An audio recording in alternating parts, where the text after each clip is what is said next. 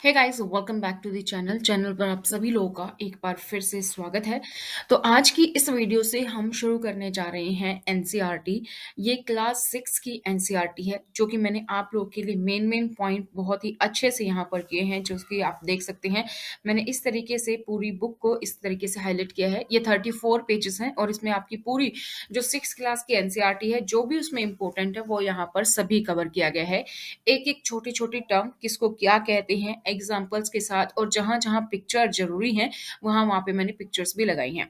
तो आज की इस वीडियो को शुरू करते हैं। इसमें टोटल 16 चैप्टर हैं। कंप्लीट ये होगी पूरी बुक जिसमें आप देख सकते हैं। तो वीडियो को अंत तक जरूर देखें, चाहे आप इसको हाफ हाफ करके या जैसे भी आपको कंफर्टेबल हो उस तरीके से देखें। और अगर आपके पास एनसीईआरटी की बुक है तो आप उसको लेकर बैठेंगे तो और भी आसान रहेगा आप लोग के लिए। आप अपनी बुक में हाईलाइट कर सकते हैं। और अगर आप किसी भी कॉम्पिटिटिव एग्जाम की तैयारी कर रहे हैं, चाहे आप क्लास 6 में पढ़ रहे हैं, तो भी आप इस वीडियो को जरूर देखें। ये हिंदी मीडियम है, इसके अलावा इंग्लिश मीडियम भी चैनल पर अपलोडेड है, वो भी आप देख सकते हैं। इसके अलावा आप किसी भी कॉम्पिटिटिव एग्जाम की तैयारी कर रहे हैं, चाहे यूपीएससी की तैयारी कर रहे हैं, एसएससी की तैयारी कर रहे हैं, या फिर कोई भी आर्मी, डिफेंस, टीचिंग एग्जाम, तो सभी एग्जाम्स के लिए आपके ये इम्पोर्टेंट है। और साथ कर टीचिंग एग्जाम्स जो कि पीजीटी साइंस में कर रहे हैं, या फिर आपका मैथ और साइंस का पोर्शन जहां पर आता है, तो उसके लिए ये आपकी इम्पोर्टेंट रहेगी। शुरू करते हैं वीडियो, लेकिन उससे पहले आप लोगों से एक ही गुजारिश, अगर आप लोग इस चैनल पर नए हैं या अभी तक आप लोगों ने इस चैनल को सब्सक्राइब नहीं किया है, तो दोस्तों चैनल को जरूर सब्सक्राइब करें और इस वीडियो को जितना हो सके उतना शेयर करें, क्योंकि जितने ज्यादा व्यूज आएंगे और जितने ज्यादा लोग देखेंगे हमें उतना मोटिवेशन मिलेगा। और आप अपने कमेंट्स बॉक्स में अपने जो कमेंट्स हैं, अपने सजेशंस हैं, वो भी वहां पर साझा कर सकते हैं। तो जितना हो सके इस वीडियो को शेयर करें, क्योंकि जितने ज्यादा व्यूज होंगे इसी तरीके से मैं आप लोग के लिए हर सब्जेक्ट की और 6 से 10 तक की एनसीईआरटी यहाँ पर कंप्लीट करूंगी। इस पीडीएफ को आप नीचे दिए गए डिस्क्रिप्शन बॉक्स से डाउनलोड कर सकते हैं। हिंदी और इंग्लिश दोनों मीडियम में अवेलेबल है। शुरू करते हैं वीडियो। तो ये साइंस है, एनसीईआरटी क्लास 6 की। सबसे पहला चैप्टर की अगर हम बात करें तो सबसे पहले चैप्टर में है भोजन के बारे में, कि भोजन कहाँ से आता है, किन किन चीजों से मिलकर बनता है, किस तरह में क्या मिलता है, तो वो सारी चीजें हम यहाँ पर डिस्कस करेंगे। तो chapter is food, where does it come from. सबसे पहला है संगठक। संगठक हम किसको बोल रहे हैं? संगठक हम बोल रहे हैं कि जब हम भोजन बनाते हैं उसके लिए हमें बहुत सारी चीजें की आवश्यकता पड़ती है, तो उसे हम संगठक कहते हैं। जैसे आप सब्जी बना रहे हैं तो क्या चाहिए? कच्ची सब्जियां भी चाहिए, नमक भी चाहिए, मसाला भी चाहिए, तेल चाहिए, टमाटर चाहिए, प्याज चाहिए, तो ये सब चीजें। तो ये जो कंपोनेंट्स बेसिकली हैं, तो ये क्या है? संगठक है। उसके बाद है खाद्य पदार्थों के स्रोत। खाद्य पदार्थों के स्रोत कौन कौन से होते हैं? जैसे कि नाम से पता चल रहा है, जिन जिन चीजों से हम अपना भोजन प्राप्त करते हैं उन्हें ही हम क्या कहते हैं? खाद्य पदार्थ कहते हैं। जैसे जैसे कि मान लीजिए पौधे हैं, तो पौधे से हमें क्या मिलता है? गेहूं मिलता है, धान मिलता है, दाल, सब्जी, फल, ये सारी चीजें मिलती हैं। जंतुओं की बात करें तो जंतुओं से हमें दूध, अंडा, मांस, घी, दही, पनीर, ये सब हमें मिलता है जंतुओं से। तो हमारे भोजन के मुख्य स्रोत पौधे और जानवर होते हैं। पौधे अनाज, सब्जियां, फलों जैसे खाद्य सामग्री के स्रोत हैं। तो पशु हमें दूध, मांस उत्पाद, अंडे प्रदान करते हैं। गाय, बकरी, भैंस, ये कुछ जानवर हैं जो हमें दूध देते हैं। लेकिन कुछ पौधों में दो या दो से अधिक खाने वाले पार्ट भी हो सकते हैं। जरूरी नहीं कि नींबू का पेड़ है तो सिर्फ नींबू आते हैं। कोई और भी ऐसा चीजें हो सकती हैं, कोई और भी ऐसे पौधे हो सकते हैं जो दो या दो से अधिक पार्ट होते हैं खाने। उदाहरण लेते हैं तो सरसों का पौधा। सरसों के पौधे में क्या होता है? सरसों के बीज से तो हम तेल निकालते हैं। सरसों का तेल घर में आप सभी यूज करते हैं। और जो इसकी पत्तियां होती हैं, ये भी सर्दियों में हरा साग जो हम बनाते हैं घर पर, सरसों का साग, तो इसकी पत्तियों को सब्जी के रूप में लेते हैं। तो हो सकता है पौधा एक, दो या दो से अधिक जो खाने वाले उसके पार्ट हो सकते हैं। आगे है मकरंद। मकरंद क्या होता है? मधुमक्खियों द्वारा इकट्ठा की गई फूलों से मकरंद यानी कि मीठा रस इकट्ठा करके वो छत्ते में भंडारित करती हैं और वही बनता है शहद। तो मधुमक्खियां कहाँ से बनाती है शहद? बेसिकली फूलों के मकरंद से। तो मधुमक्खियों द्वारा जो ये भंडारित भोजन है, जो ये मीठा रस इकट्ठा करती रहती हैं, इसे ही हम शहद कहते हैं और शहद के रूप में बाद में इसका उपयोग करते हैं। नेक्स्ट टर्म है हमारी अंकुरण। अंकुरण क्या होती है? बीज से जब शिशु पौधा उगता है तो हम कहते हैं कि पौधा अंकुरित हो गया है। जब वो छोटा सा पौधा हमें दिखने लगता है बीज के बाद तो वो अंकुरित होने लग गया है, यानी कि अंकुरण हो गया है। और अंकुरित किसके लिए यूज करते हैं? अंकुर बीजों में से जब एक सफेद रंग के धागे जैसी संरचना निकलती है ना, जब आपने देखा होगा बीज से जब पौधा निकलता है तो एक सिंगल ही, आप तना बोल लीजिए चाहे उसको, एक धागे जैसी संरचना ही होती है, बिल्कुल छोटा सा और सिंगल निकलता है, उसके ऊपर ऐसे दो पत्तियां निकलती हैं, तो उसको हम कहते हैं अंकुरित। आगे है टर्म शाकाहारी, मांसाहारी और सर्वाहारी। ये क्या होते हैं? जंतु जो केवल पौधे खाते हैं उन्हें हम कहते हैं शाकाहारी, जैसे कि हिरण, गाय, बकरी, खरगोश आदि।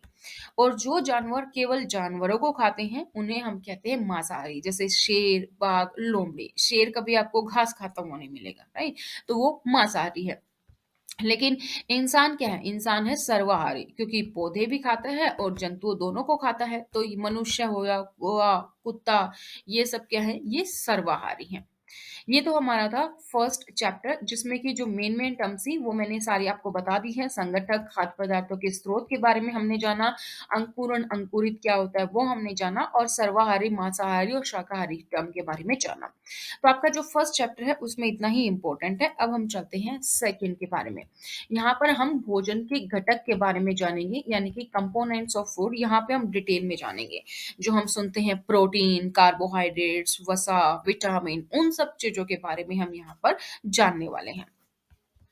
तो सबसे पहला टर्म खाद्य पदार्थ, क्योंकि खाद्य पदार्थ क्या होता है हमने ऊपर भी देखा कि प्रत्येक व्यंजन जो है एक या एक से अधिक प्रकार की कच्ची सामग्री से बनता है, जो हमें पादपों और जंतुओं से मिलती है। खाद्य पदार्थ क्या है? जो व्यंजन होता है जो कच्ची सामग्री इसमें लगती है, चाहे वो जंतु से मिली हो चाहे वो पादपों से यानी कि पौधों से मिली हो, तो वो क्या है? खाद्य पदार्थ। अब टर्म है नेक्स्ट पोषक। तो वो तत्व जो हमें वृद्धि और कार्य करने के लिए ऊर्जा देते हैं उन्हें हम कहते हैं पोषक। ठीक है?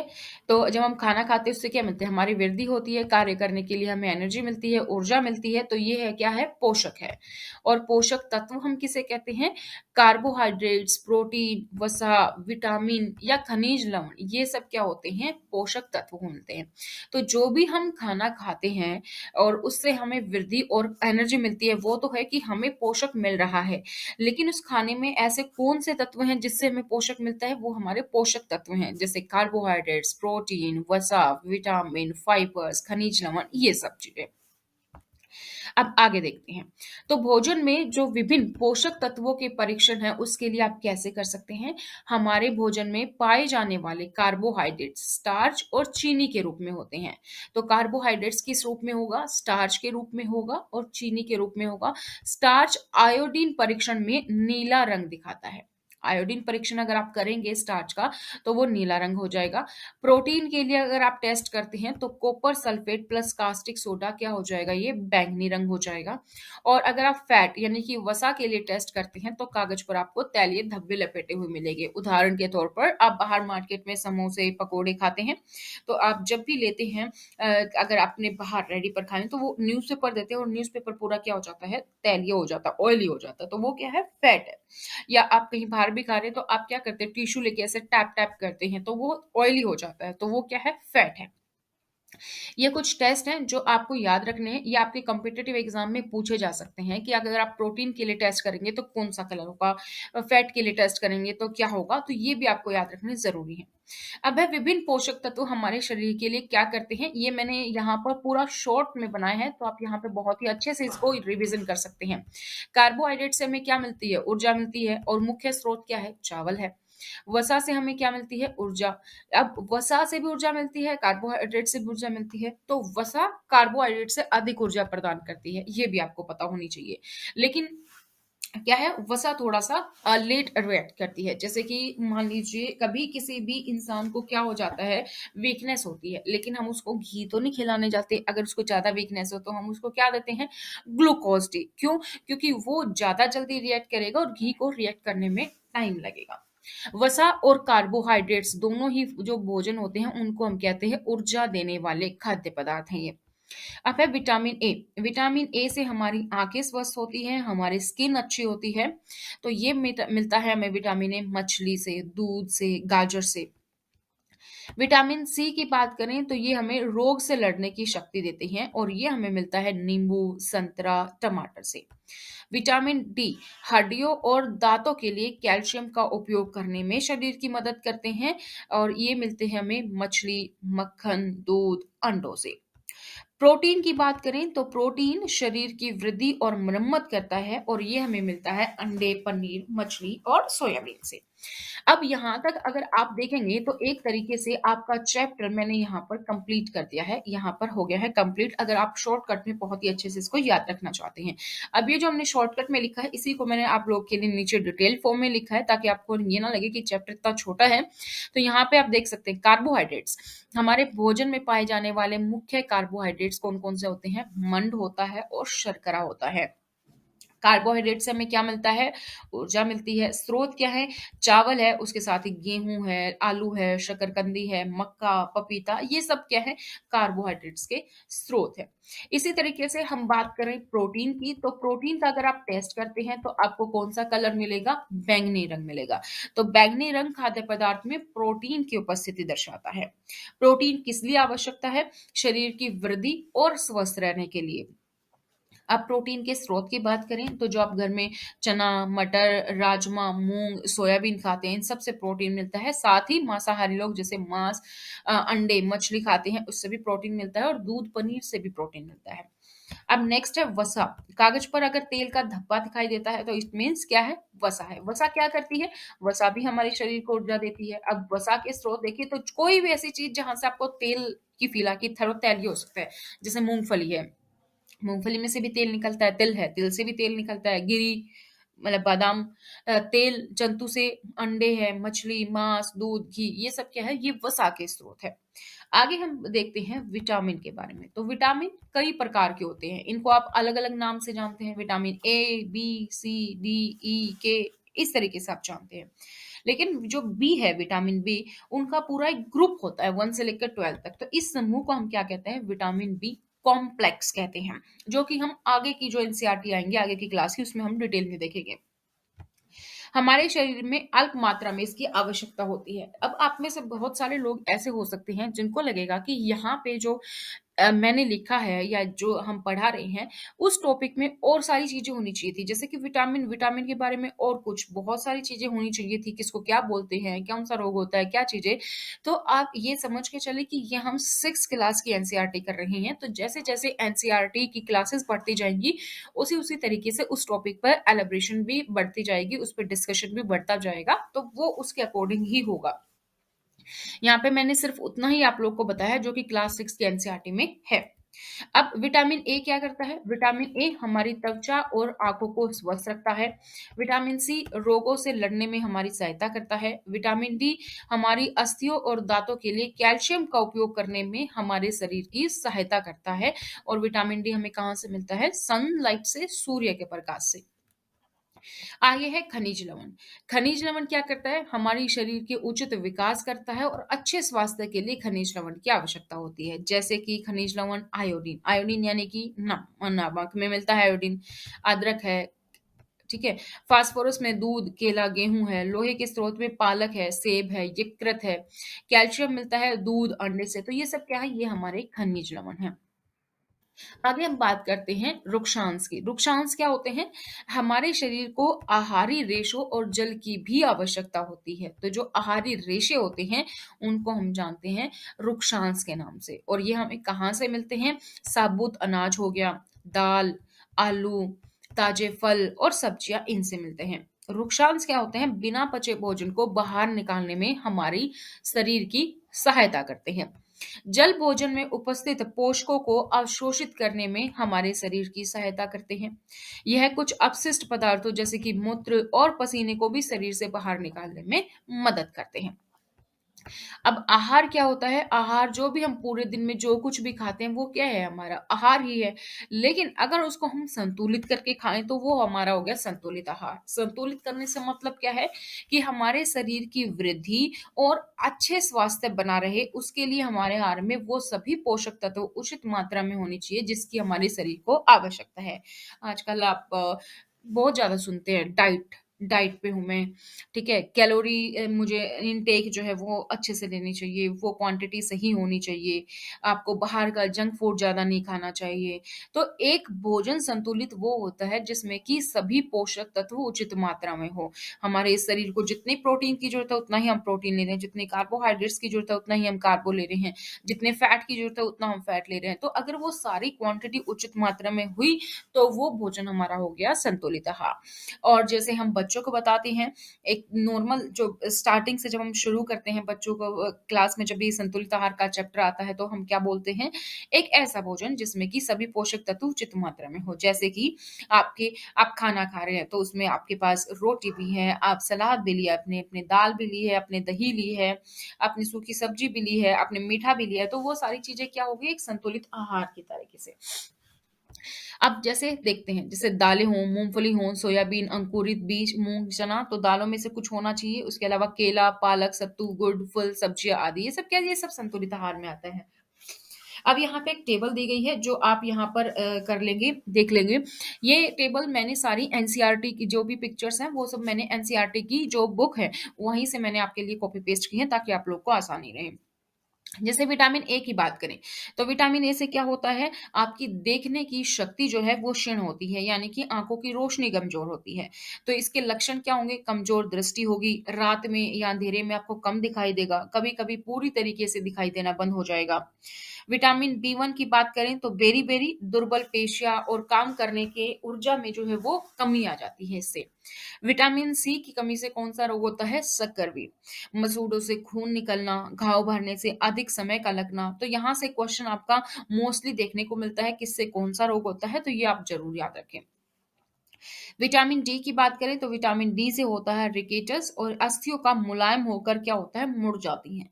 कैल्शियम अस्थियां और दंतश यानी कि कमजोर अस्थियां होती हैं और दंतश होता है। आयोडीन की कमी से कौन सा रोग होता है? गाइटर यानी कि घेंगा। इससे क्या होता है? गर्दन की ग्रंथि फूल जाती है, बच्चों में मानसिक विकलांगता आ जाती है। और लोहे से क्या होता है? अरक्तता यानी कि खून की कमी। और इससे क्या होगी? खून की कमी होगी तो क्या आएगी? वीकनेस होगी, एनीमिया होगा, कमजोरी आ जाएगी। तो ये हमारा हो गया यहाँ पर चैप्टर नंबर सेकंड। नेक्स्ट हम करेंगे चैप्टर नंबर थर्ड। जैसा कि मैंने आप लोगों को पहले ही बताया, अगर आप लोग इस चैनल पर नए हैं तो चैनल को सब्सक्राइब करें जरूर, ताकि आपको हर जो आगे की एनसीईआरटी भी अपलोड होगी उसकी नोटिफिकेशन आपको मिल सके। और साथ ही आपको क्या करना है? वीडियो को लाइक और शेयर भी करना है। इसके अलावा आप ये पीडीएफ अगर डाउनलोड करना चाहते हैं तो नीचे दिए गए डिस्क्रिप्शन बॉक्स से आप इसे डाउनलोड कर सकते हैं।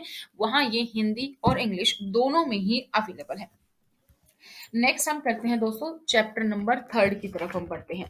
चैप्टर नंबर जो हमारा थर्ड है वो है हमारा फाइबर टू फैब्रिक, यानी कि तंतु से लेकर वस्त्र तक। वस्त्र कैसे बनते हैं, क्या होते हैं फाइबर्स, कौन कौन से तरीके के वस्त्र होते हैं, जो हम मटेरियल यूज करते हैं वो हमें कहाँ से मिलता है, तो ये सब हम इस चैप्टर में डिस्कस करने वाले हैं। तो तंतु क्या होते हैं? तंतु एक प्रकार से रेशे होते हैं जिसमें धागे या तागे जिसको आप बोलते हो वो बनाए जाते हैं। ठीक है। तो प्राकृतिक तंतु होते हैं और फिर कुछ कृत्रिम होते हैं, दोनों के बारे में देखेंगे। प्राकृतिक तंतु यानी कि नेचुरल फाइबर कौन से होते हैं? तो जो तंतु पादपों या जंतुओं से मिलेंगे उनको हम क्या कहेंगे? प्राकृतिक कहेंगे, जो भी पौधों से मिले या फिर जंतुओं से मिले। अब पौधों से कौन सा मिलता है? कपास पौधों से मिलती है हमें, रुई, जूट, पटसन, ये सब हमें किससे मिलती है? पौधों से मिलती है। वहीं अगर हम जंतुओं की बात करें तो जंतु से हमें मिलता है ऊन, रेशम, ये सब। जैसे ऊन आप भेड़, बकरी, याक या खरगोश से भी प्राप्त कर सकते हैं। और वही अगर रेशम की बात करें तो रेशमी तंतु रेशम कीट कोकून से खींचा जाता है। नेक्स्ट जो हमारी टर्म है वो है हमारी संश्लिष्ट तंतु, एक तरीके से रासायनिक तंतु या फिर कृत्रिम तंतु। तो ये कहाँ से मिलते हैं? रासायनिक पदार्थों द्वारा बनाए गए तंतु को हम क्या कहते हैं? संश्लिष्ट तंतु। जैसे कि पॉलिएस्टर हो गया, नाइलॉन हो गया, एक्रिलिक संश्लिष्ट तंतुओं के ये सब उदाहरण हैं। अब पादप तंतु कौन से होते हैं? जो तंतु पौधों से मिलेंगे, पादपों से मिलेंगे। जैसे रुई, रुई एक प्राकृतिक तंतु है जो पौधों से मिलता है। अब हम यहाँ पे बात कर रहे थे कपास के बारे में, कपास की फसल के बारे में। तो उसमें थोड़ा सा अगर हम डिटेल में देखें तो कपास कैसे मिलता है, तो कपास एक तो सबसे पहले आपको पता होना चाहिए कहाँ मिलता है, ये क्वेश्चंस भी आपसे पूछे जाते हैं। तो कपास काली मृदा और जलवायु उष्ण में होती है। ठीक है, जहाँ की जलवायु उष्ण होगी और मृदा काली होगी वहां मिलेगा कपास। कपास पादप के फल से मिलता है हमें, ये भी आपको पता होना चाहिए। इस तरीके के क्वेश्चन बहुत पूछे जाते हैं, जैसे कि ये भी कि कपास कहाँ होता है, किस मिट्टी में होता है, या इस तरीके से अदरक कौन सा पार्ट है पौधे का, तो कपास कौन सा पार्ट है पौधे का। तो ये सारी चीजें आपको डिटेल में पढ़नी है। मैंने यहाँ पर एक एक चीज इसीलिए यहाँ पर लिखी है। कुछ चीजें आपको हो भी सकता है लगे कि ये इंपॉर्टेंट नहीं है, लेकिन वहां अगर यहाँ पे लिखी गई है तो वो हर एक चीज इंपॉर्टेंट ही मैंने आप लोग के लिए लिखी है। कहीं से भी जो क्वेश्चन बन सकता है या बने हुए हैं वो सारी चीजें यहाँ पर मेंशन है। तो कपास की बात करें तो पादप का फूल फल होता है। ठीक है, याद रखना आपको क्या होता है, पादप का वो फल होता है। तो कपास गोलक बोलते हैं हम उसको। जब वो पूर्ण परिपक्व हो जाता है, यानी कि जब वो पक जाता है, तो जो कपास बोले होती हैं उससे हाथों द्वारा चुन चुन कर कपास को निकाला जाता है। ठीक है, क्लियर यहां तक। उसके बाद होता है कपास को ओटना। कपास से बीजों को कंकन तन द्वारा पृथक किया जाता है। कंकन तन द्वारा कपास से बीजों को अलग कर दिया जाएगा, क्योंकि जब आप हाथ से चुनते हैं उसमें बीज भी साथ आ जाते हैं। तो बीजों को अलग किया जाएगा, कपास का जो फल है एक्चुअली उसको अलग किया जाएगा। तो इस प्रक्रिया को हम क्या कहते हैं, इस प्रक्रिया को हम कहते हैं कपास ओटना।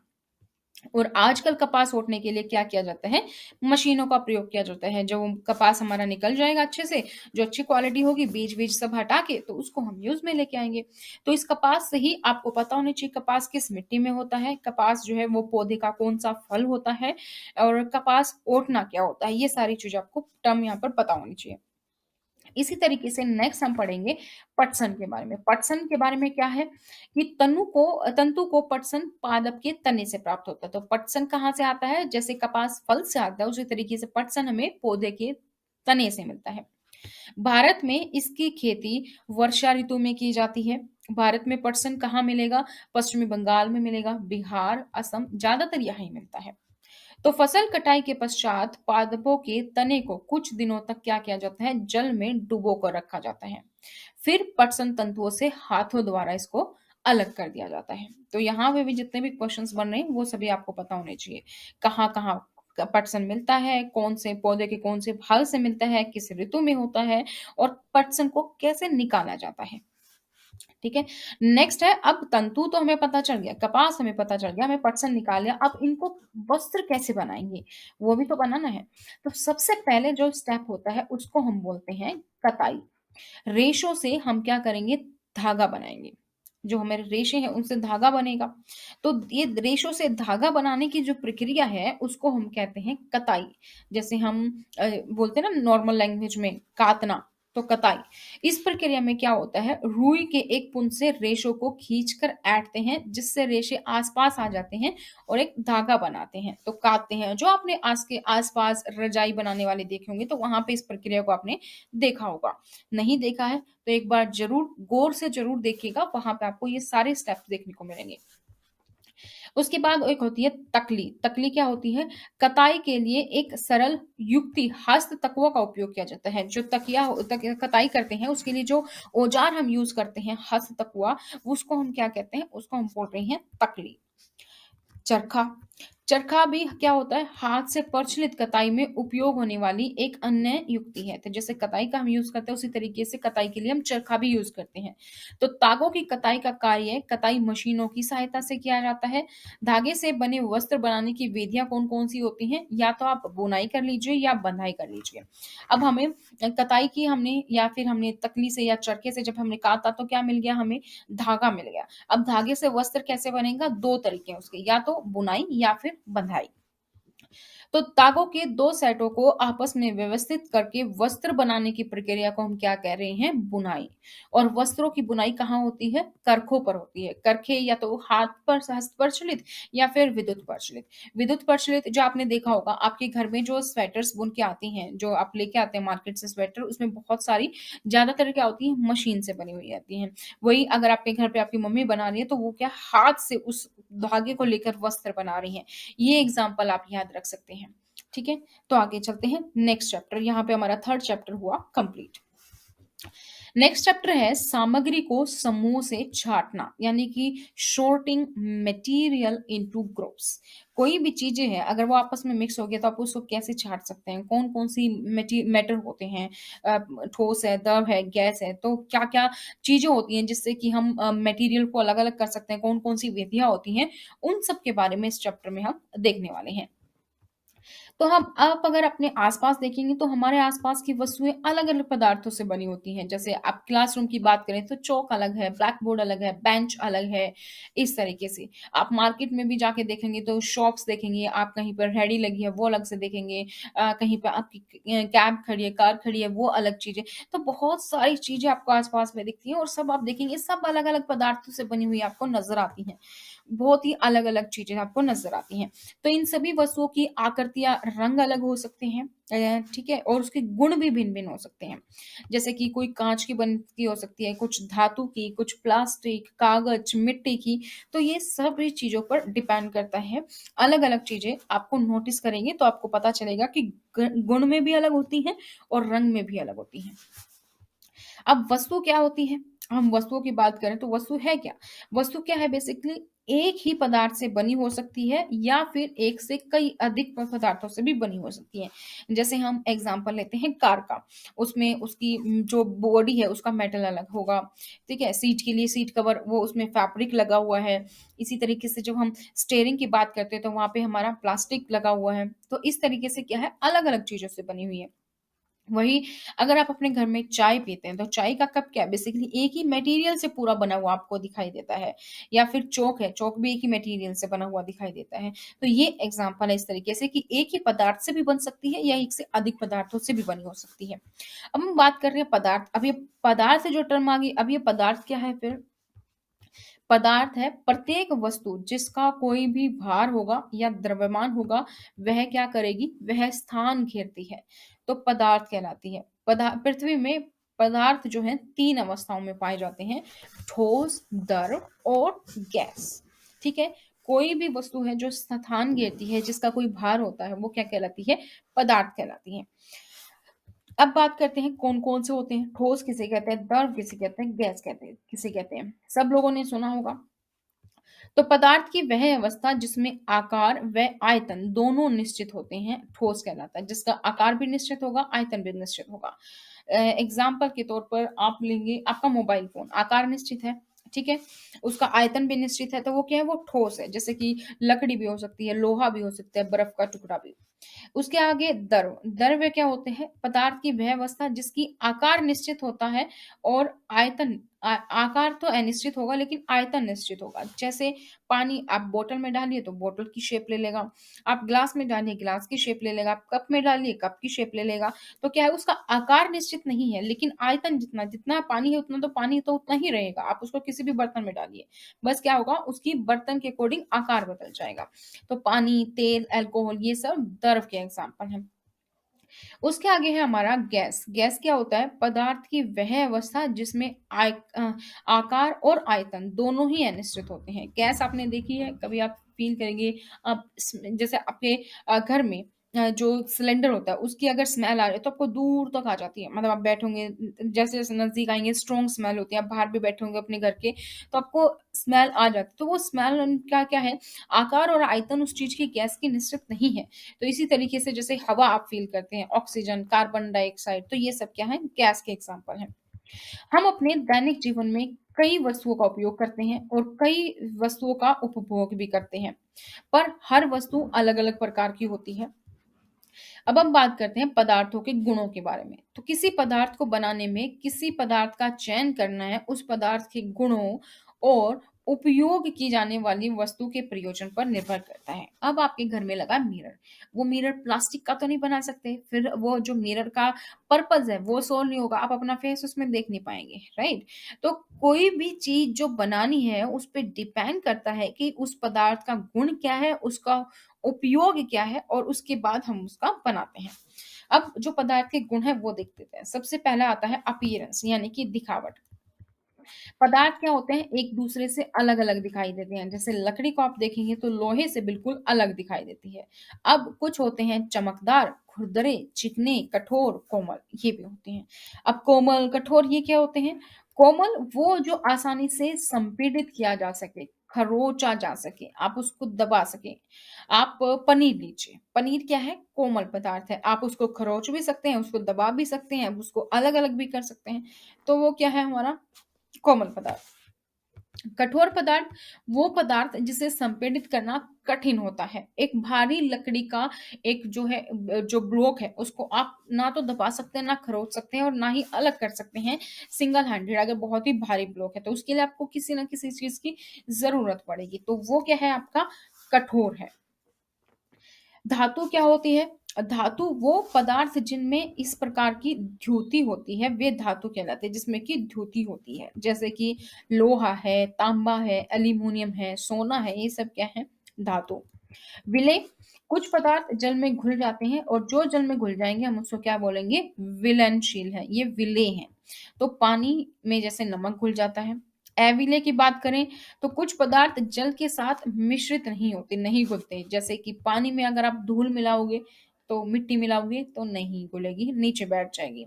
पानी में अगर आप तेल मिलाओगे तो नहीं घुलेगा, अलग अलग आपको नजर आएगा। अब कुछ और भी गुण है, जैसे कि पारदर्शिता। पदार्थों का वह गुण जिसमें वह प्रकाश को स्वयं से पार करने की अनुमति देता है।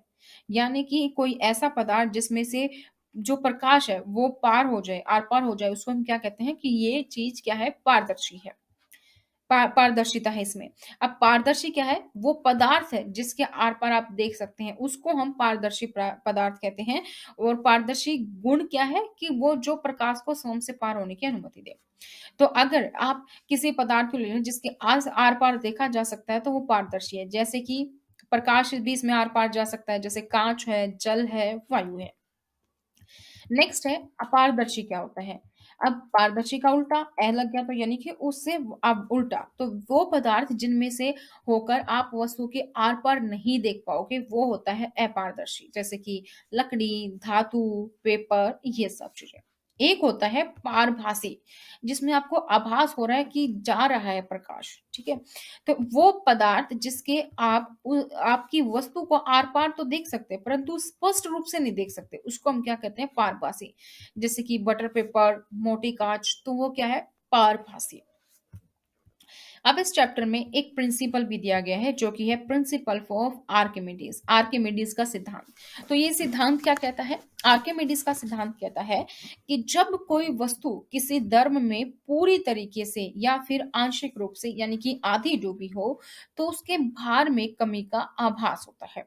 और जो भार में कमी का आभास होगा यह वस्तु द्वारा हटाए गए द्रव्य के बराबर होगा। जितना वस्तु उस द्रव्य को हटाती है उतना ही वो होगा। इसी को कहते हैं आर्किमिडीज सिद्धांत। अब कैसे इसको समझे? लोहे की बनी छोटी सी गेंद होती है, पानी में डूब जाती है। वही बड़ा जहाज जो है वो तैरता है। क्यों? क्योंकि जहाज द्वारा विस्थापित किए गए जल का भार उसके भार के बराबर होता है। उसका जितना वो डूबेगा, जितना वो द्रव को हटाएगा, उसके भार में कमी का आभास होता है। यह है आर्किमिडीज का सिद्धांत। नेक्स्ट चैप्टर है हमारा chapter number 5, separation of substances, पदार्थों का पृथक्करण।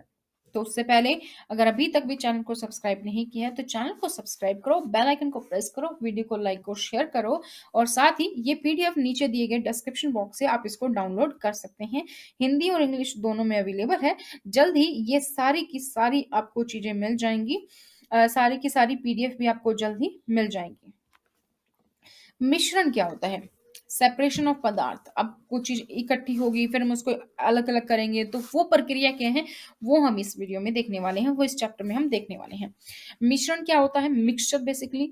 तो दो या दो से अधिक तत्व या यौगिक उनके मिलने से बनता है मिश्रण। जैसे हवा। हवा क्या है? अगर आप देखेंगे तो एक मिश्रण है। इसमें बहुत सारी गैसें होती हैं, ऑक्सीजन भी है, नाइट्रोजन भी है, हाइड्रोजन भी है। तो ये क्या है? मिश्रण है जो दो या दो से अधिक तत्व या यौगिक से बने।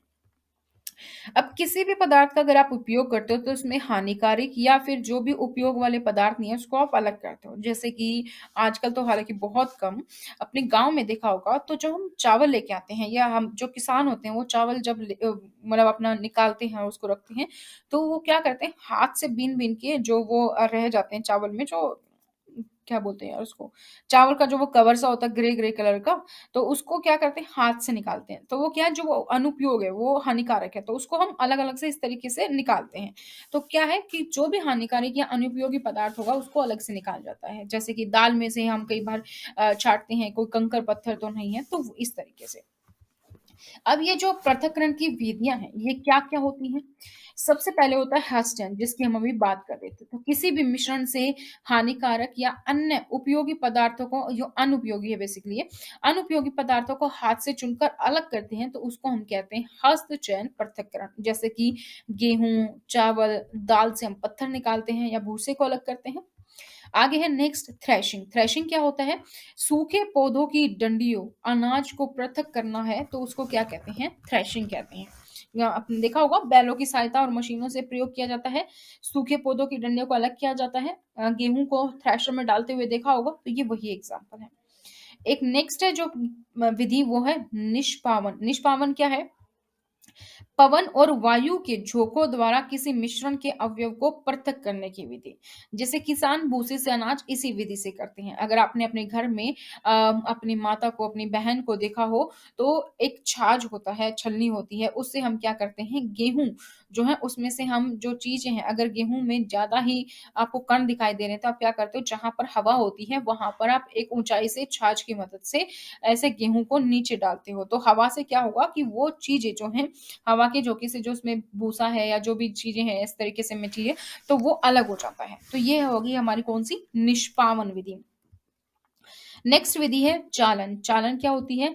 चालन द्वारा आटे से अशुद्धियों को पृथक किया जाता है। जैसे रेत से कंकड़, पत्थर से पृथक करते हैं, उसी तरीके से चालन जब आप आटा छानते हो, तो वो चालन है।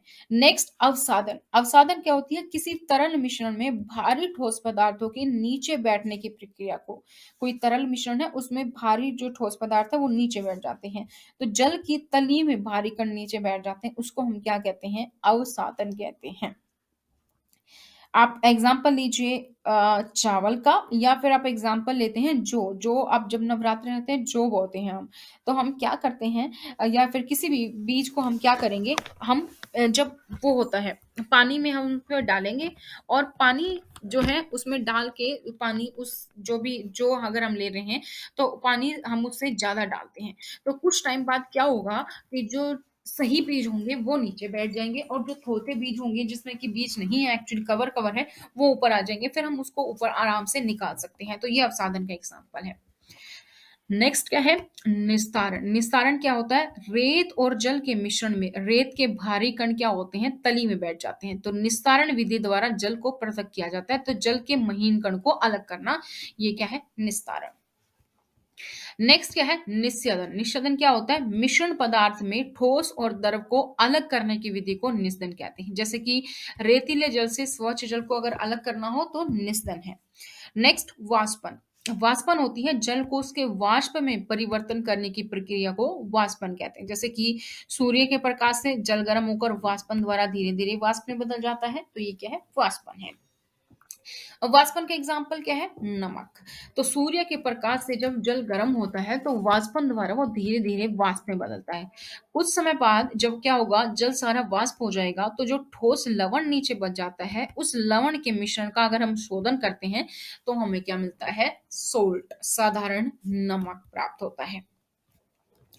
नेक्स्ट टर्म है संतृप्त विलयन। संतृप्त विलयन क्या होती है? जिस विलयन में कोई पदार्थ और अधिक न घुल सके, उस पदार्थ का संतृप्त विलयन होता है। अब आप घर में गर्मियों में नींबू पानी बनाते हैं, पानी में आप चीनी डालते हैं। अब उसी पानी में आप चीनी डालते हैं तो जितनी क्वांटिटी में आपको जरूरत होती है वैसे डालते हैं।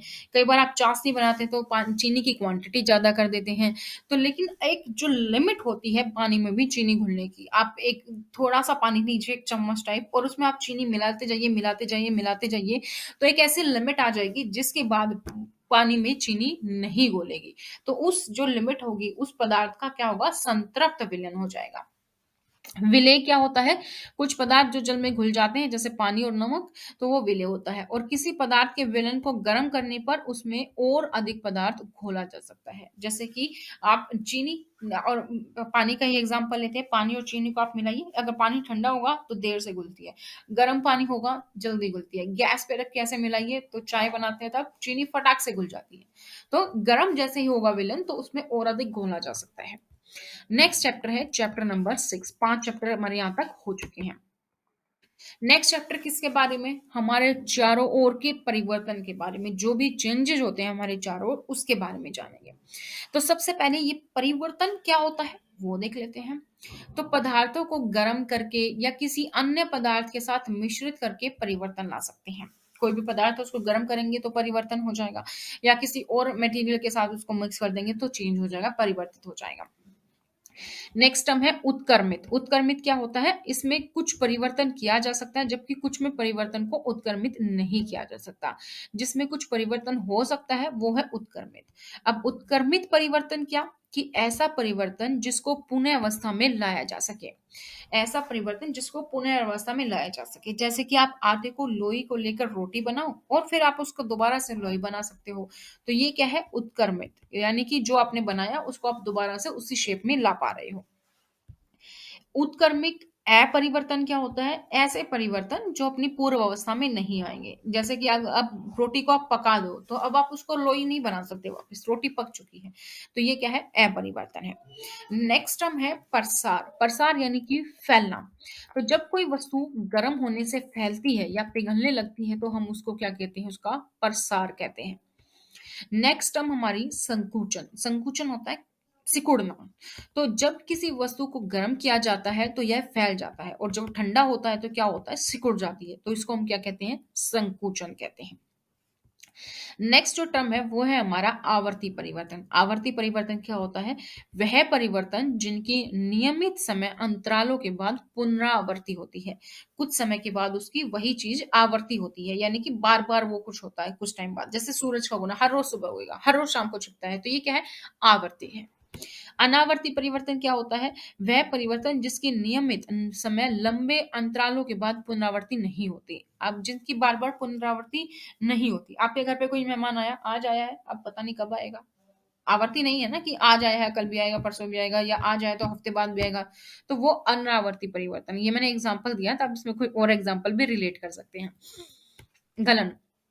गलन क्या होता है?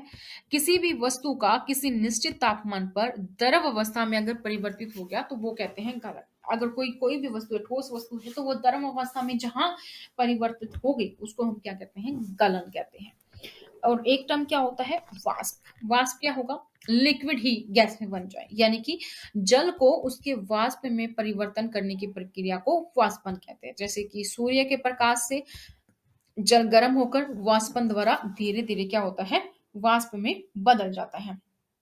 नेक्स्ट हम बात करते हैं नया chapter, chapter number 7, getting to know plants. अब हम जानेंगे पौधों के बारे में। अब तक हमने भोजन के बारे में जाना, पदार्थों के बारे में जाना, मिश्रण के बारे में जाना, कैसे आप अलग करते हैं, मैटर के बारे में जाना, ठोस द्रव गैस। अब हम जानते हैं कुछ पौधों के बारे में। पौधे कौन कौन से होते हैं, किस पार्ट को क्या कहते हैं, तो उसके बारे में हम यहाँ पर जानेंगे। सबसे पहले 3 टाइप के बेसिकली पौधे होते हैं, जो आप यहाँ पिक्चर में भी देख सकते हैं। ये जो सबसे पहले है ये है हमारा शाक। शाक क्या होता है? हरे और कोमल तने वाला पौधा। जब छोटा पौधा होता है उसका तना स्ट्रोंग नहीं होता जैसा कि इस पेड़ का है, तो ये तना बहुत ही कोमल होता है। तो ये कोमल तने वाले पौधे को हम क्या कहते हैं? शाक कहते हैं। और ये तना क्या होता है? हरा भी होता है, जबकि यहाँ पर ये क्या होता है? पेड़ है जहां पर ये भूरे रंग में हो जाता है। नेक्स्ट है झाड़ी। झाड़ी क्या होती है? कुछ पौधों में शाखाएं तने के आधार के समीप से निकलती हैं, तो तना कठोर होता है परंतु अधिक मोटा नहीं होता, तो इसको हम कहते हैं झाड़ी। झाड़ी में क्या होता है? झाड़ी यहाँ जैसे पेड़ है, पेड़ यहाँ तक हमारा तना है, उसके बाद हमारा ये ऊपर बेस है। तो झाड़ियों में क्या होता है? यहीं से जहां से जड़ है वहीं से जो है तने निकलने शुरू हो जाएंगे, वहीं से जो है शाखाएं निकलनी शुरू हो जाएंगी। तो ये क्या है? ये झाड़ी है। और इसका तना शाक से थोड़ा मोटा और इस पेड़ से थोड़ा पतला होगा, लेकिन कठोर होगा। अब बात करते हैं नेक्स्ट पेड़ के बारे में, वृक्ष के बारे में।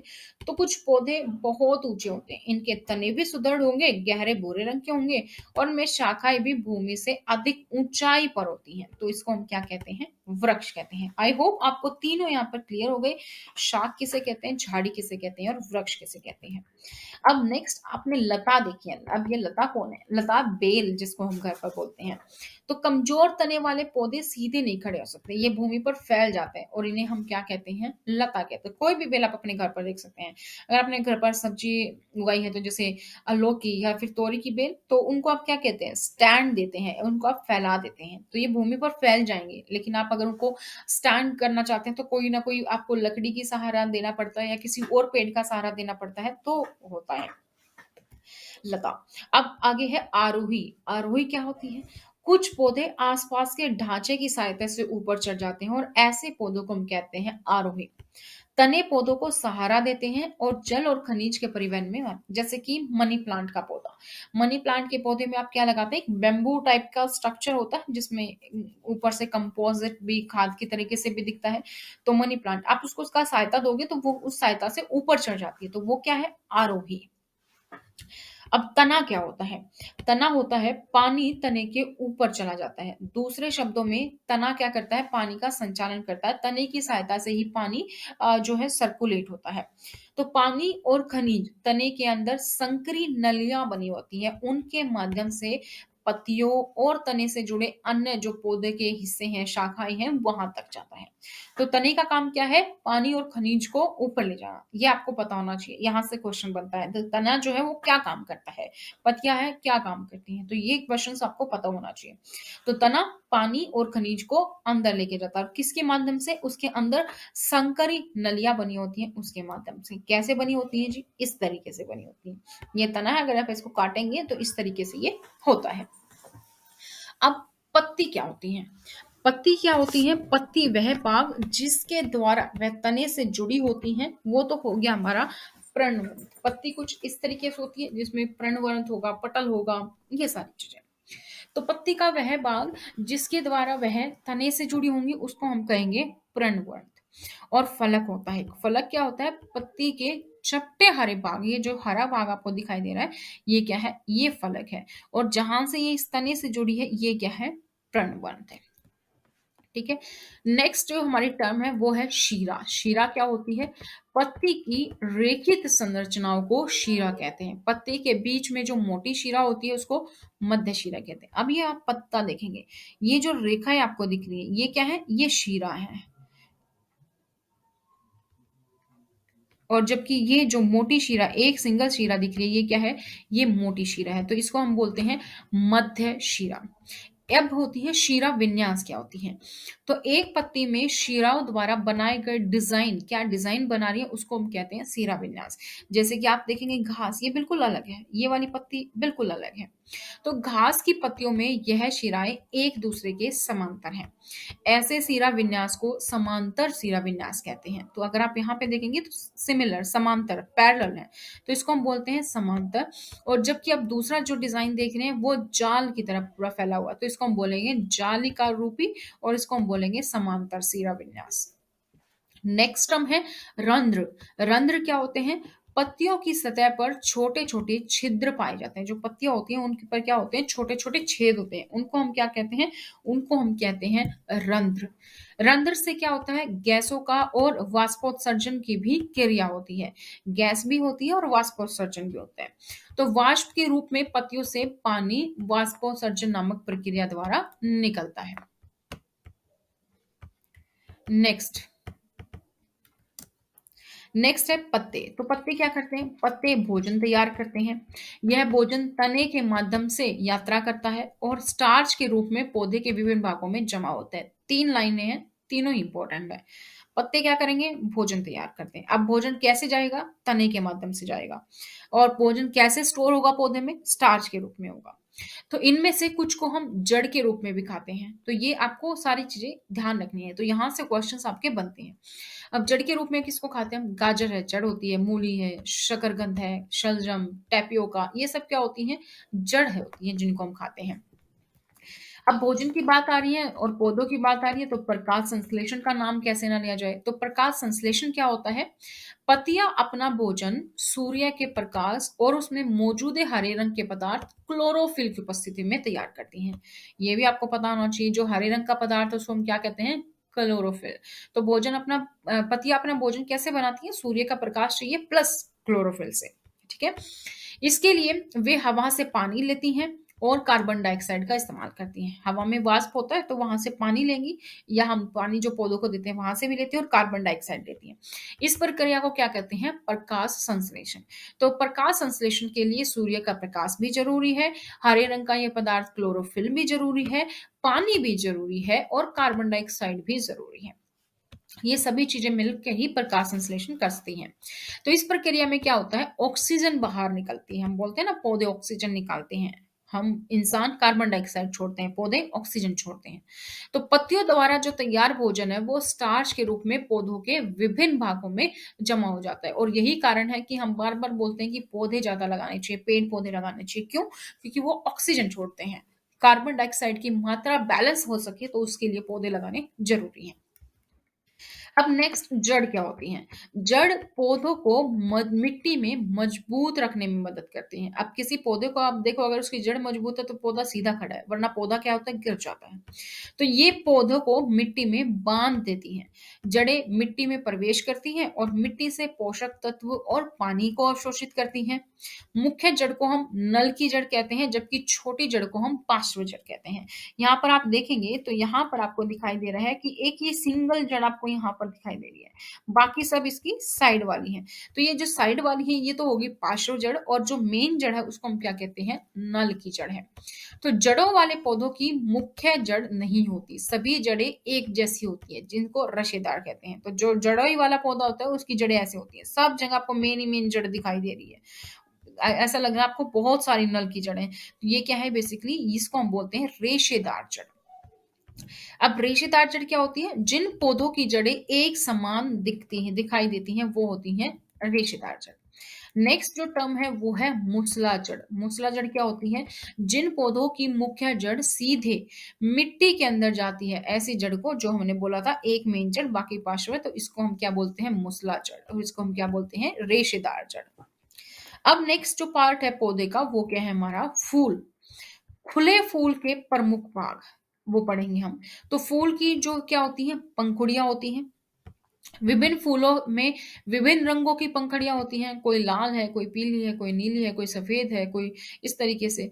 तो पंखुड़ियां बंद कली में होती है। ये क्या है? ये यहाँ पे पंखुड़ियां, ये बंद कली है, इस कली में पंखुड़ी होती हैं। और जब ये पंखुड़ियां हो जाती हैं बड़ी तो ये इस तरीके से दिखती हैं। तो पत्ती जैसी छोटी छोटी जो संरचना होती है उसको हम कहते हैं बाह्य दल। अब यहाँ पे ये जो पत्तियां थी, अब ये यहाँ पे भी है, लेकिन यहाँ इस नीचे दब गई है, यहाँ पे मेन पत्तियां ही दिखाई देती। तो ये क्या है? बाह्य दल है। और फूल का जो अंतरम भाग होता है उसको हम क्या कहते हैं? इस तरीके से कहते हैं। तो ये टर्म्स आपको पता होनी चाहिए। अब फूल का अंडाशय भी होता है।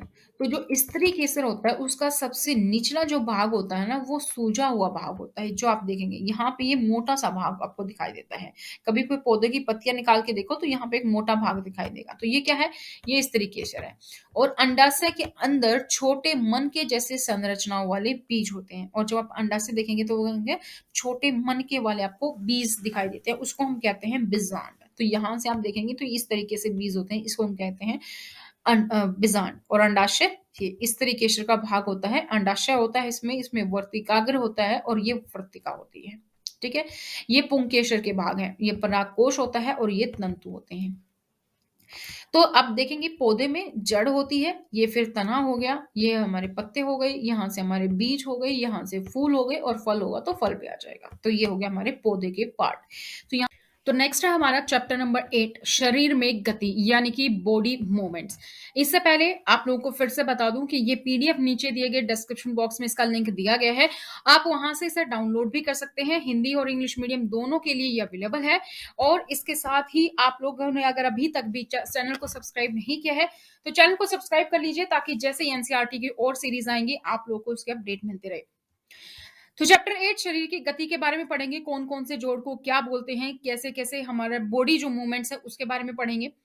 तो हमारे शरीर में स्वतः ही अनेक गतियाँ निरंतर होती रहती हैं। जैसे कि हम चलते हैं, टहलते हैं, दौड़ते हैं, पक्षी उड़ते हैं, छलांग लगाते हैं, मारना, रेंगना, तैरना, ये सब मूवमेंट्स होते हैं। तो हम शरीर के विभिन्न भागों को उसी स्थान से मोड़ पाते हैं या घुमा पाते हैं, जहाँ पर वो 2 हिस्से एक-दूसरे से जुड़े होते हैं। जैसे कि कोहनी, वहाँ से आप मूवमेंट कर पाते हैं, कंधे से आप मूवमेंट कर पाते हैं, गर्दन से आप कर पाते हैं, तो इस तरीके से। तो संधि कहते हैं उसे जहाँ पर हमारा शरीर के विभिन्न भागों को उसी स्थान से हम मोड़ या घुमा सकते हैं, जहाँ पर 2 हिस्से एक-दूसरे से जुड़े हों और इसी जोड़ को हम क्या कहते हैं? संधि कहते हैं। संधि का मतलब भी क्या होता है? जोड़ना। तो कंदुक खल्लिका संधि होती है। कंदुक खल्लिका संधि किसको कहते हैं? एक हड्डी का गेंद वाला गोल हिस्सा दूसरी हड्डी की कटोरी रूपी गुहिका में धँसा होता है। इस प्रकार की संधि सभी दिशाओं में गति प्रदान करती है। यहाँ पे दिशा आएगा, इसको करेक्ट कर लेना। नेक्स्ट है धुराग्र संधि। धुराग्र संधि किसे कहते हैं? वह जोड़ जहां हमारी गर्दन सर से जुड़ती है। यह हमें अपने सर को आगे और पीछे मोड़ने और सिर को अपने बाएं और दाएं मोड़ने की अनुमति देता है। बेलनाकार अस्थि एक छल्ले में घूमती है इसमें। नेक्स्ट है हित संधि। हित संधि क्या होती है? ऐसी संधि जो केवल आगे और पीछे एक ही दिशा में गति करते हैं, उसे हम कहते हैं हित संधि। जैसे कि घुटना, कोहनी, ये सब क्या है? हित संधि के उदाहरण हैं। नेक्स्ट है अचल संधि। हमारे शरीर की कुछ संधियों में अस्थि हिल नहीं सकती। ऐसे संधियों को हम क्या कहते हैं? अचल। अचल का मतलब ही क्या है? जो चल ना सके। तो ऐसे जोड़ों को हम स्थिर जोड़ भी कहते हैं क्योंकि ये स्थिर रहते हैं। जैसे कि हमारा ऊपरी जबड़ा या सर के बाकी हिस्सों के बीच का जोड़ कुछ इस तरीके का होता है। नेक्स्ट है कंकाल। हड्डियां और उपास्थि मानव शरीर के कंकाल का निर्माण करती हैं। उपास्थि यानी कि कार्टिलेज, तो यह शरीर को ढांचा और आकार देने में मदद करती है, चलने में मदद करती है, हमारे जो इंटरनल पार्ट्स हैं, आंतरिक अंग हैं, उनकी रक्षा करती है और इस ढांचे को कंकाल कहते हैं। कंकाल में खोपड़ी, रीढ़ की हड्डी, पसलियां और छाती, कंधे और कूल्हे और हाथों और पैरों की हड्डियां, ये सारी जब है शामिल होती हैं हमारी कंकाल में। अस्थियां व उपस्थियां संयुक्त रूप से शरीर के कंकाल का निर्माण करते हैं। गति करते समय पेशियों के संकुचन से अस्थियां खिंचती हैं। एक्सरे हमारे शरीर में हड्डियों के आकार को दिखाते हैं। अगर आपको हड्डियों का आकार देखना है तो क्या होता है? जब हड्डी टूट फूट जाती है तो डॉक्टर क्या करते हैं? एक्सरे करते हैं। नेक्स्ट है पसली पिंजर। पसलियां जो हमारी होती हैं वो वक्ष की अस्थि और मेरुदंड से जुड़कर एक बक्से की संरचना करते हैं और इसी शंकु रूपी बक्से को हम क्या कहते हैं? पसली पिंजर कहते हैं। नेक्स्ट है रीढ़ की हड्डी या मेरुदंड। तो यह कई छोटी हड्डियों से बनी होती है। पसली का पिंजरा इन्हीं हड्डियों से जो है वो जुड़ता है। नेक्स्ट है श्रोणी अस्थियां। श्रोणी अस्थियां क्या होती हैं? यह बॉक्स के समान एक ऐसी संरचना बनाती है जो आपके आमाशय के नीचे पाए जाने वाले विभिन्न अंगों की रक्षा करती है। यह कूल्हे का वह हिस्सा होता है जिसके सहारे आप बैठते हैं, वो होती है हमारी श्रोणी अस्थियां।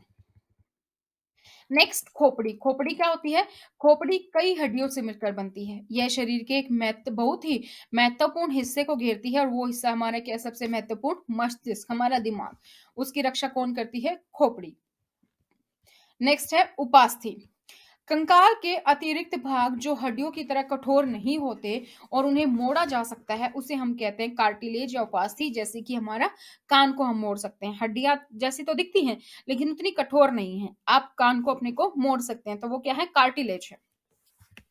नेक्स्ट अब आता है मांसपेशी। मांसपेशी होती है जब अपनी बाह को आप ऊपर करते हैं तो बाह में जो ऊपरा हुआ हिस्सा आपको दिखाई देता है उसको हम कहते हैं पेशी।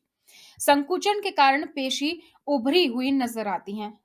सिकुड़ने पर मांसपेशियां छोटी, सख्त और मोटी हो जाती हैं और ये हड्डी खींचता है।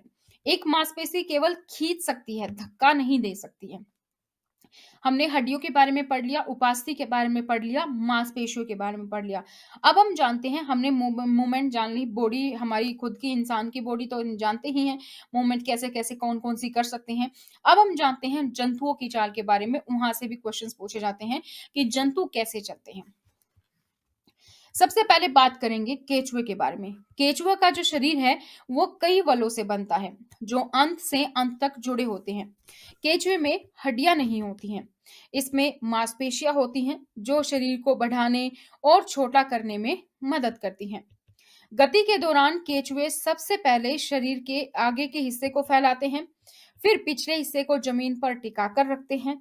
यह सामने के छोर को ठीक करता है और पीछे के छोर को छोड़ता है। यह फिर शरीर को छोटा करता है और पीछे के छोर को आगे की ओर खींचता है। तो आपने जब केचुआ देखा भी होगा तो केचुआ इसी तरीके से करता है, अपने बॉडी को दो पार्ट्स में बांट के पहले आगे वाले हिस्से को आगे ले जाता है, फिर पीछे वाले हिस्से को फैला के फिर उसको आगे ले जाता है, आगे वाले को सिकोड़ लेता है उस टाइम। तो इसी तरीके से जो केचुए में गति होती है वो कैसे होती है, शरीर की पेशियों के बारी बारी विस्तरण और संकोचन से, क्योंकि इसमें हड्डियां तो होती नहीं, तो मांसपेशी ही होती हैं।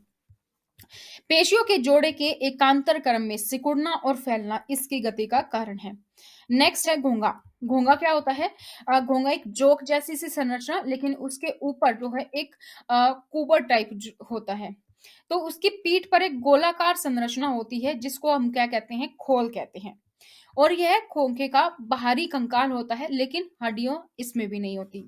खोल एक एकल इकाई होती है। ये घोंगे के लिए कोई मदद नहीं करती एक दूसरे से दूसरी जगह जाने पर, बस क्या करती है, ये घोंगे के साथ खिंचती चली जाती है। नेक्स्ट है हमारा कॉकरोच, जिसको हिंदी में तिलचट्टा भी कहते हैं। तो अगर क्वेश्चन पूछा जाए तिलचट्टे के बारे में तो कंफ्यूज नहीं होना है आपने। तिलचट्टा जमीन पर चलता है, दीवार पर भी चढ़ सकता है, वायु में भी उड़ता है। तो उनके 3 जोड़े पैर होते हैं और ये चलने में मदद करते हैं। शरीर एक कठोर बाहरी कंकाल से ढका हुआ होता है। यह भारी कंकाल एक साथ जुड़ी कई विभिन्न इकाइयों से बना होता है, जिसके कारण गति संभव हो पाती है। नेक्स्ट है मछली के बारे में। तो मछली जो चलती है, मछली का सर और पूंछ शरीर के मध्य भाग से छोटे होते हैं। मध्य भाग बड़ा होगा, देखा होगा आगे जहां मछली का फेस होता है वो बिल्कुल छोटा सा पार्ट होता है। इसी तरीके से उसके पीछे जो पूंछ होती है वो भी छोटा पार्ट होता है, लेकिन बीच वाला पार्ट बड़ा होता है। तो शरीर दोनों सिरों पर पतला होता है। इस शरीर के आकार को हम सुव्यवस्थित कह सकते हैं। मछली का जो कंकाल है वो मजबूत मांसपेशियों से ढका होता है। तैराकी के दौरान मांसपेशियां शरीर के सामने के हिस्से को एक तरफ मोड़ती है और पूंछ का हिस्सा विपरीत दिशा में घूमता है। फिर जल्दी से शरीर और पूंछ दूसरी तरफ इससे झटका लगता है, शरीर को आगे की ओर धकेलता है। ऐसे झटकों की श्रृंखला के कारण ही क्या होता है, मछली को आगे तैरने के लिए सहायता मिलती है। मछली के शरीर पर अन्य पंख भी होते हैं जो तैरते समय मुख्य रूप से शरीर का संतुलन बनाए रखने और दिशा निर्धारण में सहायता करते हैं। अब अगला देख लेते हैं हम सांप के बारे में। ये सांप कैसे चलते हैं? फिर सांप चलता नहीं, सांप क्या करता है, रेंगता है, फिसलता है। सांपों की रीढ़ की हड्डी लंबी होती है। उनकी कई पतली मांसपेशियां होती हैं। वे एक दूसरे से दूर होते हुए भी एक दूसरे से जुड़ी हुई होती हैं। ये रीढ़, पसलियों और त्वचा को आपस में जोड़ते हैं। सांप का शरीर कई छोरों से मुड़ा होता है। सांप का प्रत्येक लूप जमीन से दबाकर उसे आगे की ओर धकेलता है। ये हो गया हमारा यहाँ पर चैप्टर नंबर 8। अब हमारा चैप्टर नंबर 9 जो है वो है सजीव और उनका परिवेश, यानी कि लिविंग बींग्स के बारे में जानेंगे और साथ ही इनके सराउंडिंग्स के बारे में। सबसे पहली जो टर्म है दोस्तों वो है उद्दीपन। हम आसपास होने वाले परिवर्तनों के प्रति अनुक्रिया करते हैं। वातावरण में होने वाले परिवर्तन होते हैं उसको हम क्या कहते हैं, उद्दीपन कहते हैं। उत्सर्जन, शरीर का अपशिष्ट पदार्थ जो है सजीवों द्वारा निष्कासित किया जाता है और इसके प्रक्रम को क्या कहते हैं, हम उत्सर्जन कहते हैं। नेक्स्ट जो टर्म है दोस्तों वो है आवास। किसी सजीव का वह परिवेश जहां पर वो रहता है, जैसे अपने घर में रहते हैं तो वो क्या है, वो आपका आवास है, उसको हम बोलते हैं आवास। नेक्स्ट टर्म अनुकूलन, जिन विशिष्ट संरचनाओं और स्वभाव की उपस्थिति किसी पौधे और जंतु को उसके परिवेश में रहने योग्य बनाती है, अनुकूलन कहलाता है। यानी कि कैसी परिस्थितियां है, कैसी संरचना है, कैसा एनवायरमेंट है, तो वो सब क्या है, अनुकूलन। जीव अपने भोजन, पानी, हवा, आश्रय और अन्य जरूरतों के लिए ही अपने आवास पर निर्भर करते हैं। तो आप वहीं पर रहेंगे जहां पे आपको खाना, पानी, हवा सब आसानी से मिल जाए। अब है स्थलीय आवास। स्थलीय आवास क्या होता है? स्थल यानी कि जमीन पर पाए जाने वाले पौधे और जंतुओं के आवास को हम क्या कहते हैं? जो धरती पर रहते हैं, चाहे वो पौधे हों, चाहे वो जंतु हो, चाहे वो इंसान हो, क्या कहते हैं? स्थलीय आवास। जैसे कि वन हो गया, घास के मैदान में रहे, मरुस्थल में, तटीय या पर्वतीय क्षेत्रों में। अगला है जलीय आवास। जलीय आवास यानी कि जलाशय हो गया, दलदल, झील, नदियां, समुंदर, यहाँ पर जो भी पौधे और जंतु जल में रहते हैं वो कह जाते हैं उनका जलीय आवास। अब हमने देख लिया जलीय आवास के बारे में, स्थलीय आवास के बारे में। अब इन आवासों के बारे में थोड़ा सा डिटेल में भी देख लेते हैं। सबसे पहले बात करते हैं स्थलीय आवास की। तो हम रेगिस्तान की बात करते हैं। रेगिस्तान यानी कि मरुस्थलीय। तो यहाँ पर जो पौधे होते हैं वो वाष्पोत्सर्जन के माध्यम से बहुत ही कम पानी खोते हैं। मरुस्थल में जो पौधे होते हैं वहां पर आपने देखा होगा उनकी पत्तियों का आकार अलग होता है। वो क्यों होता है वो भी जानेंगे। तो मरुस्थलीय पौधों में पत्तियां या तो बिल्कुल ही नहीं होती, अनुपस्थित होती हैं, या बहुत छोटी होती हैं, या कांटों के आकार की, जैसे कि नागफनी होता है। तो ये क्यों होती है? क्योंकि ये वाष्पोत्सर्जन के माध्यम से पत्तियों से पानी के नुकसान को कम करने में मदद करती हैं। इन पौधों में जो प्रकाश संश्लेषण होती है वो भी आमतौर पर तनों द्वारा ही की जाती है। तना क्या होता है? एक मोटी मोमी पत्थर से ढका होता है, परत से ढका होता है, जो पानी को बनाए रखने में इनकी सहायता करता है। अब बात करते हैं पर्वतीय क्षेत्र की। ये आवास सामान्य रूप से ठंडे होते हैं, हवा वाले होते हैं। कुछ क्षेत्रों में जाड़ों में हिमपात होता है, और ये पेड़ आमतौर पर शंकु के आकार के होते हैं। इनकी शाखाएं झुकी होती हैं। इनमें से कुछ पेड़ों की पत्तियां तो सुई जैसी भी होती हैं। इसमें बारिश का पानी और बर्फ आसानी से खिसकने में मदद मिलती है। तो पर्वतीय क्षेत्रों में रहने वाले जंतु भी परिस्थितियों के अनुकूल होते हैं। ठंड से बचाने के लिए उनकी मोटी त्वचा होती है या फर होते हैं। जैसे कि योक को गर्म करने के लिए उसके लंबे बाल होते हैं। हिम तेंदुओं के शरीर पर घने फर होते हैं। पहाड़ की चट्टानी ढलानों को चलाने के लिए पहाड़ी बकरी के पास भी मजबूत खुर होते हैं। तो जैसे जैसे आवास में परिवर्तन होता है वैसे वैसे चाहे जंतु हो या पेड़, वहां पर भी उनमें अपने आप को वहां के प्रतिकूल बनाने के लिए अपने आप ही थोड़े बहुत चेंजेस होते रहते हैं। नेक्स्ट है घास के मैदान की बात करें। तो घास के मैदान शेर के हल्के भूरे रंग की विशेषता और उसे शिकार करते समय सूखी घास के मैदानों में छिपने में मदद करता है। चेहरे के सामने की आंखें इसे अपने शिकार के स्थान के बारे में सही विचार करने में मदद करती है। जंगल के कठोर पौधे के तनों चबाने के लिए हिरण के दांत मजबूत होते हैं। शिकारियों की गतिविधियां सुनने के लिए इसके कान लंबे होते हैं। इसके सिर के किनारे की आंखें इसे खतरे के लिए सभी दिशाओं में देखने की अनुमति देती हैं। हिरण की गति इन्हें शिकारियों से दूर भागने में भी मदद करती है। अब बात करते हैं हम जलीय आवास की।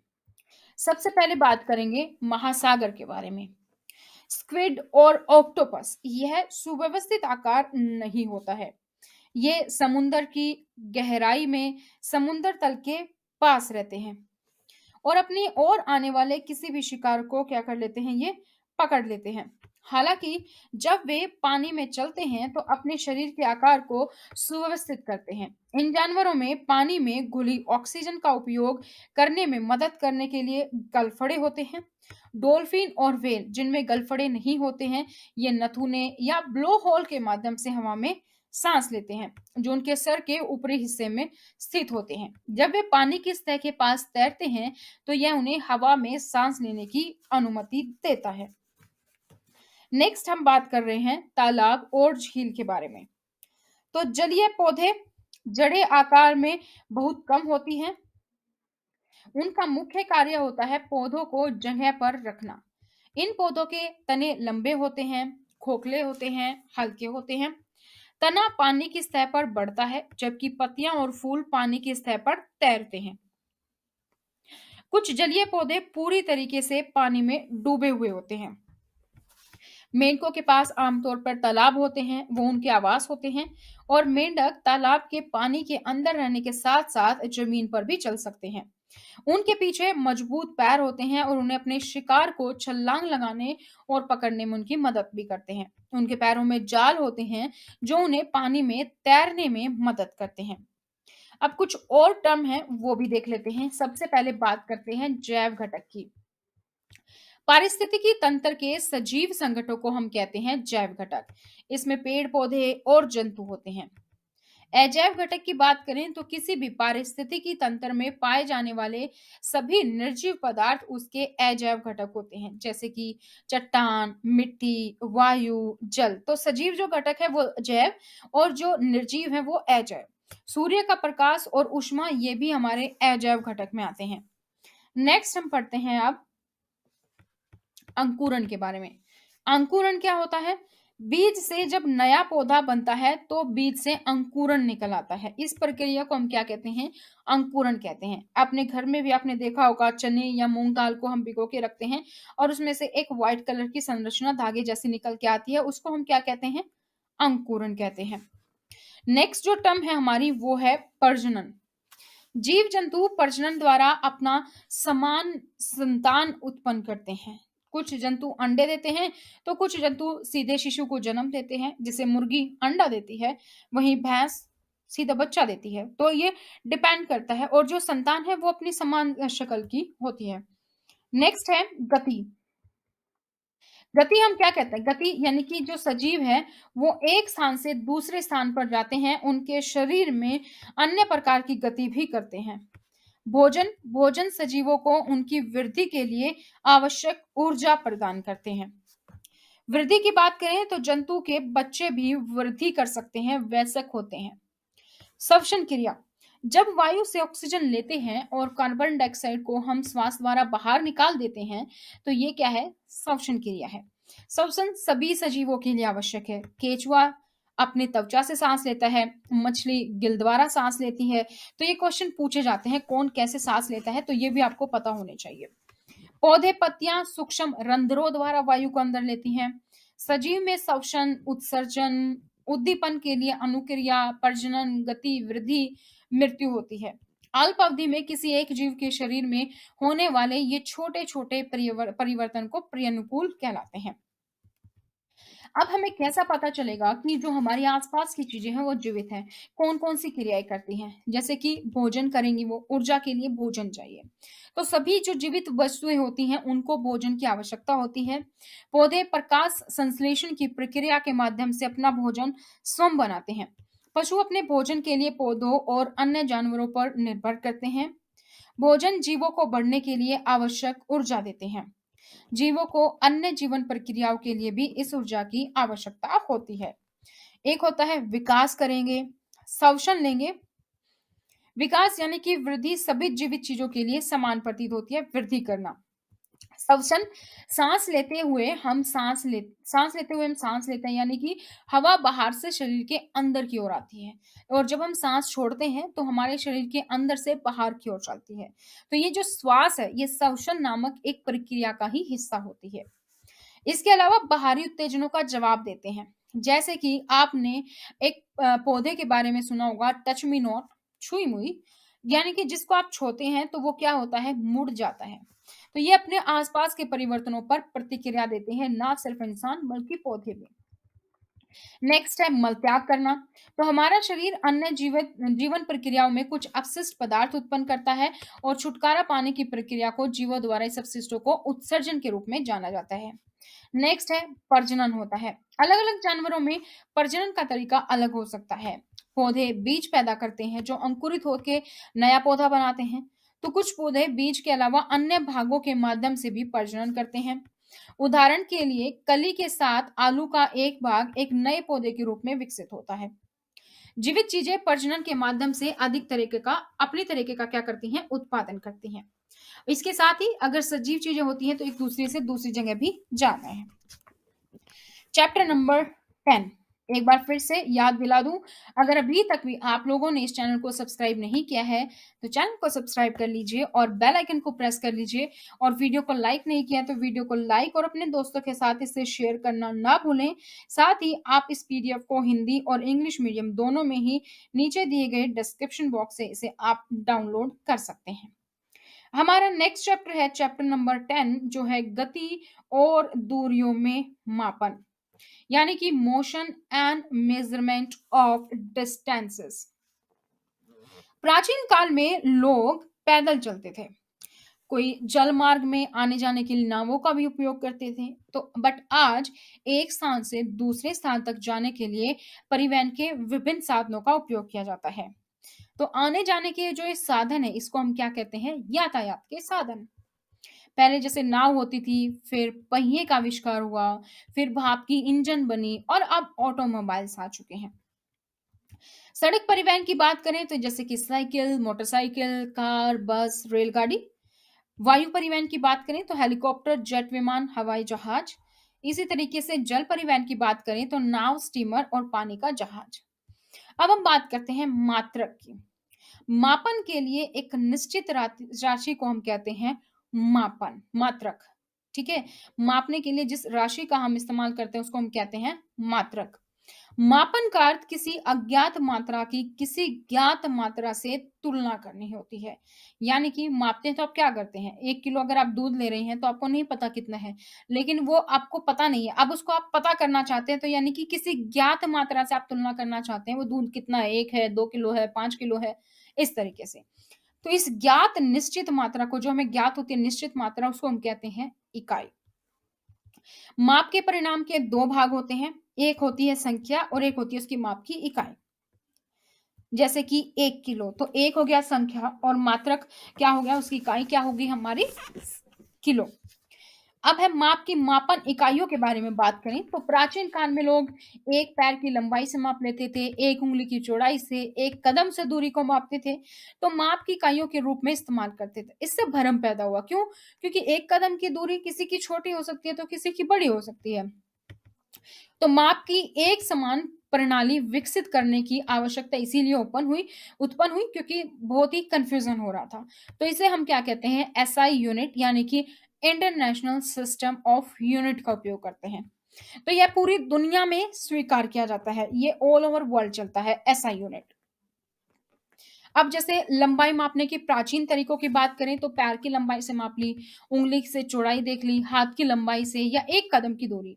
लेकिन अब आधुनिक तरीके एसआई यूनिट की बात करें तो मिलीमीटर, सेंटीमीटर, मीटर, किलोमीटर में। अब जैसे लंबाई का एसआई मात्रक क्या है? मीटर है। आप लंबाई जब मापेगी तो मीटर में ही, 1 मीटर में 100 सेंटीमीटर होते हैं, 1 सेंटीमीटर में 10 मिलीमीटर होते हैं। जैसे कि हाफ मीटर भी है, तो आप उसको ये नहीं बोलते कि कितना सेंटीमीटर है, आप उसको यही बोलते half metre. Metre is a standard इकाई जो है। और 1790 में फ्रांसीसियों ने मापन की एक मानक प्रणाली की रचना की थी, उसे ही हम क्या कहते हैं? मीटर पद्धति कहते हैं। अब नेक्स्ट है हमारा मापने के बारे में हमने पढ़ लिया। चैप्टर हमारा और भी क्या था? गति के बारे में भी। तो गति के बारे में हम यहाँ पर देखते हैं। समय के साथ किसी वस्तु की स्थिति में परिवर्तन, उसको हम कहते हैं गति। एक समय पर एक चीज कहाँ थी, दूसरे समय पर कहाँ है। एग्जाम्पल के लिए अगर हम रेलगाड़ी का टाइम लें, अगर कोई ट्रेन 5 बजे चलती है तो 5 बजे कहाँ है, फिर 6 बजे कहाँ है, 6:30 बजे कहाँ है, तो वो क्या कर रही है? वो गति कर रही है। और अगर वो एक ही स्टेशन पर खड़ी है तो वो कुछ नहीं कर रही, उसकी जो पोजीशन है अगर चेंज हुई है टाइम पे तो वो गति है, अगर वो वहीं पर खड़ी है तो वो कुछ नहीं है, वो स्थिर है। अब गतियां भी कई प्रकार की होती हैं, जैसे कि रैखिक गति या ऋजुरेखीय रखी, यानी कि रेखा एक नाम ही बता रही है, तो वस्तुएं जो एक सीधी रेखा में चलती हैं, इस प्रकार की गति को हम कहते हैं रैखिक गति।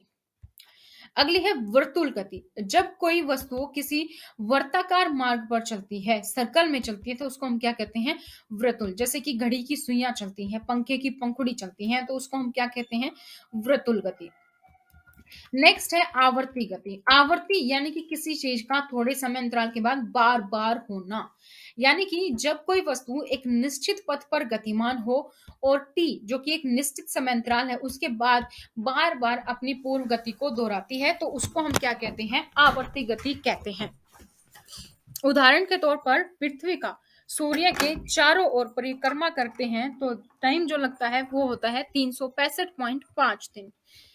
इतने समय अंतराल के बाद पृथ्वी अपनी गति को दोबारा से दोहराती है, और ये जो 365 दिन और 5 घंटे है, ये क्या है? इसका आवर्तकाल है। ठीक इसी तरीके से बात करें तो घड़ी की सुइयों की गति या घड़ी के पेंडुलम की गति भी क्या होती है? आवर्ती गति का उदाहरण है। 1 घंटे के बाद पूरा जो घड़ी की सुइयां है वो अपनी गति दोबारा से दोहराती हैं, तो ये भी क्या हुआ? आवर्ती गति। झूले में झूलना, जब आपने झूला भी देखा होगा, एक जगह से शुरू होता है फिर एक जगह पे खत्म होता है, वो भी क्या होती है, गति जो है वो दोहराई जाती है, तो ये होती है आवर्ती गति। इसके अलावा हृदय का धड़कना भी आवर्ती गति है। नेक्स्ट होती है घूर्णन गति, यानी कि जब कोई वस्तु अपने अक्ष पर गति करती है तो उसे हम कहते हैं घूर्णन गति। पृथ्वी के पारितय चंद्रमा द्वारा गति करना, हमारे शरीर में रुधिर का परिसंचरण करना, ये सब क्या है, गति के एग्जाम्पल है। अब हमारा नेक्स्ट चैप्टर, चैप्टर नंबर 11, ये है प्रकाश, छायाएं एवं परावर्तन, यानी कि लाइट, शेडो, रिफ्लेक्शंस। दीप्त वस्तुएं, पहली टर्म है हमारी यहाँ पर दीप्त वस्तुएं, जो वस्तुएं स्वयं प्रकाश उत्सर्जित करती हैं, यानी कि अपने आप प्रकाश जो है पैदा करती हैं, उसे कहते हैं दीप्त वस्तुएं, जहां से आप प्रकाश देख सकते हैं, जैसे कि सूर्य, तारे, जुगनू, बिजली का बल्ब, ये सब क्या है, दीप्त वस्तुएं जिसमें प्रकाश होता है। नेक्स्ट होती है पारदर्शी वस्तु। पारदर्शी वस्तु वो वस्तु होती है जिसके आप आर पार देख सकते हैं, जैसे कि शीशा, कांच, पानी, ये सब चीजें। अपारदर्शी वस्तु, अपारदर्शी वस्तु होती है जिस वस्तु के आर पार आप नहीं देख सकते। अपारदर्शी यानी कि जो पारदर्शी नहीं है, जैसे कि दीवार, लकड़ी, पुस्तक, आप नहीं देख सकते आर पार। नेक्स्ट है पारभासी, यानी कि आभास होना, आपको आभास तो हो रहा है कि बाहर कुछ दूसरी तरफ कुछ दिख रहा है लेकिन स्पष्ट नहीं दिख रहा है, तो वो वस्तुएं जिनके आर पार आप देख तो सकते हैं लेकिन बहुत स्पष्ट नहीं देख सकते, ऐसी वस्तुओं को हम कहते हैं पारभासी वस्तुएं, जैसे कि धुआं, कोहरा, तेल लगा कागज। नेक्स्ट जो हमारी टर्म है वो है छाया वस्तु। अब हम जानते हैं कि जो प्रकाश है वो सरल रेखा में गमन करता है, यानी कि एक सीधी लाइन में चलता है, तो जब कोई अपारदर्शी वस्तुएं इसे रोकती हैं तो उस वस्तु की छाया बनती है, जैसे कि कमरे की दीवार, इमारतें, सतह जो छाया की तरह कार्य करते हैं। हमें सूर्य को कभी भी सीधे नहीं देखना चाहिए, ये हमारी आंखों के लिए अत्यंत हानिकारक होता है। नेक्स्ट है प्रकाश। हम प्रकाश के बिना वस्तुएं नहीं देख सकते, तो प्रकाश वस्तुओं को देखने में हमारी सहायता करता है। नेक्स्ट जो हमारा है वो है विद्युत प्रकाश के बारे में कुछ और बातें, कि प्रकाश एक तो हमें वस्तुओं को देखने में मदद करता है, इसके अलावा प्रकाश क्या होता है, रोशनी क्या होती है, एक सेकंड, विद्युत चुंबकीय तरंग होती हैं ये, इलेक्ट्रोमैग्नेटिक वेव्स। प्रकाश की दोहरी प्रकृति होती है, इसमें कण भी होते हैं और इसमें तरंग भी होते हैं। प्रकाश की गति हमेशा सीधी होती है, एक रेखा में गमन करती है, और सूर्य जैसी वस्तुएं जो स्वयं को प्रकाश देती हैं या उत्सर्जित कहती हैं उनको हम कहते हैं दीप्त वस्तुएं। अब हम नेक्स्ट पढ़ते हैं दर्पण के बारे में। दर्पण यानी कि वह वस्तु जिसमें किसी भी वस्तु का प्रतिबिंब बनता है उसे हम कहते हैं दर्पण। आप आईना देखते हैं, आपकी छाया उसमें दिखती है, आपका प्रतिबिंब दिखता है, तो वो क्या है, दर्पण है। अब दर्पण के भी दो प्रकार होते हैं, समतल दर्पण, गोलीय दर्पण। अब आप अपने घर में जो दर्पण देखते हैं वो कौन सा होता है, इस तरीके से भी क्वेश्चन पूछा जा सकता है, तो ये आपको पता होना चाहिए, वो होता है समतल दर्पण। जिस दर्पण की परावर्तन सतह समतल होती है उसे हम कहते हैं समतल दर्पण। इसका उपयोग घरों में चेहरा देखने के काम आता है। नेक्स्ट होता है गोलीय दर्पण। गोलीय दर्पण कांच के खोखले गोले का भाग होता है, इसकी एक सतह पर पॉलिश की जाती है और एक सतह पर खुरदरा होता है। तो गोलीय दर्पण अब आगे दो प्रकार का होता है, एक होता है अवतल तो एक होता है उत्तल। नेक्स्ट जो हमारी टर्म है वो है परावर्तन। किसी समतल सतह से टकराकर प्रकाश के वापस उसी माध्यम में लौट जाना कहलाता है परावर्तन। किसी प्रकाश की किरण आई लेकिन किसी भी समतल सतह से टकराई और वापस लौट गई, उसको क्या कहते हैं, परावर्तन कहते हैं। जैसे कि झील या तालाब के पानी में पेड़, इमारतें और अन्य वस्तुओं का आप परिवर्तन देखते हैं। नेक्स्ट है सूची छिद्र कैमरा। सूची छिद्र प्रतिबिंब तब संभव हो पाता है जब प्रकाश केवल सरल रेखा में गमन करे। तो सूची छिद्र कैमरे में सूर्य के तीव्र प्रकाश में सड़क पर गतिमान वाहनों और व्यक्तियों को देख सकते हैं। नेक्स्ट हमारा चैप्टर है चैप्टर नंबर 12, वो है विद्युत तथा परिपथ यानी कि इलेक्ट्रिसिटी एंड सर्किट्स के बारे में इस वीडियो में जानेंगे इस चैप्टर में। तो इससे पहले आप लोगों से फिर से गुजारिश, अगर अभी तक भी आप लोगों ने चैनल को सब्सक्राइब नहीं किया है तो चैनल को सब्सक्राइब कर लीजिए, ताकि जैसे ही वीडियो अपलोड की जाती है उसकी नोटिफिकेशन आप लोगों को मिल सके। और अगर आप लोग इसकी पीडीएफ डाउनलोड करना चाहते हैं तो ये पीडीएफ हिंदी और इंग्लिश दोनों मीडियम में अवेलेबल है। नीचे दिए गए डिस्क्रिप्शन बॉक्स से आप इसे डाउनलोड कर सकते हैं। नेक्स्ट है हमारा विद्युत टर्म। विद्युत यानी कि इलेक्ट्रिसिटी। तो किसी भी चालक में विद्युत आवेशों के बहाव को हम ऊर्जा कहते हैं।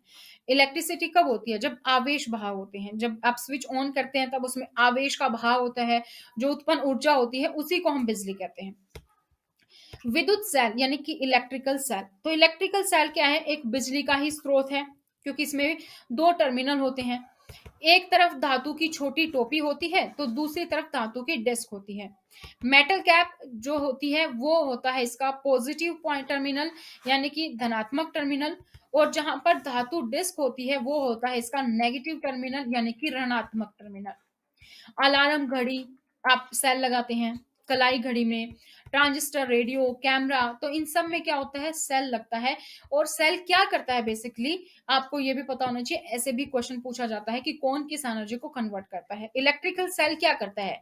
केमिकल एनर्जी को इलेक्ट्रिक एनर्जी में कन्वर्ट करता है, यानी कि रासायनिक ऊर्जा को विद्युत ऊर्जा में बदलता है। नेक्स्ट जो टर्म है हमारी वो है तंतु। प्रकाश उत्सर्जित करने वाला जो पतले तार का बल्ब होता है उसको हम कहते हैं तंतु। जो बल्ब में आपको पतला तार दिखाई देता है। विद्युत परिपथ यानी कि इलेक्ट्रिकल सर्किट। तो वो पथ जिसमें कि इलेक्ट्रॉन एक बिंदु से दूसरे बिंदु पर प्रभावित होते हैं उसे हम कहते हैं विद्युत परिपथ। क्या होते हैं? इलेक्ट्रॉन ट्रेवल करते हैं एक पॉइंट से दूसरे पॉइंट में। अब जो ये विद्युत परिपथ की हम बात कर रहे हैं ये चार तरीके के हो सकते हैं। एक खुला परिपथ यानी कि जिसमें इलेक्ट्रॉन तो ट्रैवल कर रहे हैं लेकिन दूसरे पॉइंट तक नहीं पहुंच पाएंगे। दूसरा है बंद परिपथ, एक पॉइंट से दूसरे पॉइंट तक पहुंच पा रहे हैं। तीसरा लघु परिपथ और चौथा है लीकेज परिपथ। तो जो विद्युत परिपथ होता है उसको हम थोड़ा सा समझते हैं। जैसे कि हमने पहले ही जाना कि विद्युत धारा की विद्युत जो है जिसमें कि इलेक्ट्रॉन्स ट्रैवल करते हैं, लेकिन इलेक्ट्रॉन्स कहाँ ट्रैवल करेंगे? इलेक्ट्रॉन्स हमेशा पॉजिटिव से नेगेटिव की तरफ जाते हैं। तो जब बल्ब टर्मिनलों के तार के द्वारा विद्युत शैल के टर्मिनल से आप जोड़ते हैं तो बल्ब के तंतु से होकर विद्युत धारा प्रभावित हो जाती है। यानी कि अगर आप एक छोटा सा बल्ब इलेक्ट्रिक सेल से भी जलाना चाहते हैं तो वो जल जाता है। ये एग्जांपल आप यहाँ पर देख सकते हैं। ये है हमारा इलेक्ट्रिक सेल, ये है हमारा नेगेटिव टर्मिनल जहां पर ये डिस्क लगी हुई है धातु की, और यहाँ पर एक टोपी सी बनी हुई है, ये है हमारा पॉजिटिव टर्मिनल। जो इलेक्ट्रॉन है हमारे वो हमारे इस पॉजिटिव से होते हुए यहाँ नेगेटिव की तरफ जा रहे हैं। अगर हम यहाँ से इसको कट कर दें यहीं तक ही आए तो बिजली नहीं आएगी। ये सर्किट जब पूरा होगा पॉजिटिव टर्मिनल से नेगेटिव टर्मिनल तक जाएगा तभी बिजली उत्पन्न होगी, अदरवाइज नहीं। तभी ये बल्ब जो आपको दिखाई दे रहा है ये तभी जल पाएगा। एक होता है अब स्विच। स्विच हमारे घर में जो होता है सबने देखा होगा, इलेक्ट्रिक स्विच, विद्युत स्विच। विद्युत बल्ब को ऑन या ऑफ करने में विद्युत सेल की नोक से स्पर्श कराते हैं या अथवा हटाते हैं। अब इस पिक्चर में आपको स्विच कहीं नहीं दिखाई दे रहा, लेकिन अगर मैं एक ये टेप हटा के यहाँ से एक पॉइंट को उठा लूं तो ये हमारे स्विच का काम करेगा। अगर मैं इसको जोड़ देती हूँ ये स्विच ऑन हो जाएगा, और इसको हटा देते हैं तो स्विच ऑफ हो जाएगा। नेक्स्ट है विद्युत चालक, कंडक्टर। क्या होता है? जिन पदार्थों से होकर धारा प्रभावित होती है उसे हम कहते हैं विद्युत चालक, जिसमें से विद्युत इलेक्ट्रिसिटी पास हो जाए, जैसे कि चांदी, तांबा, एल्यूमिनियम, ये सब।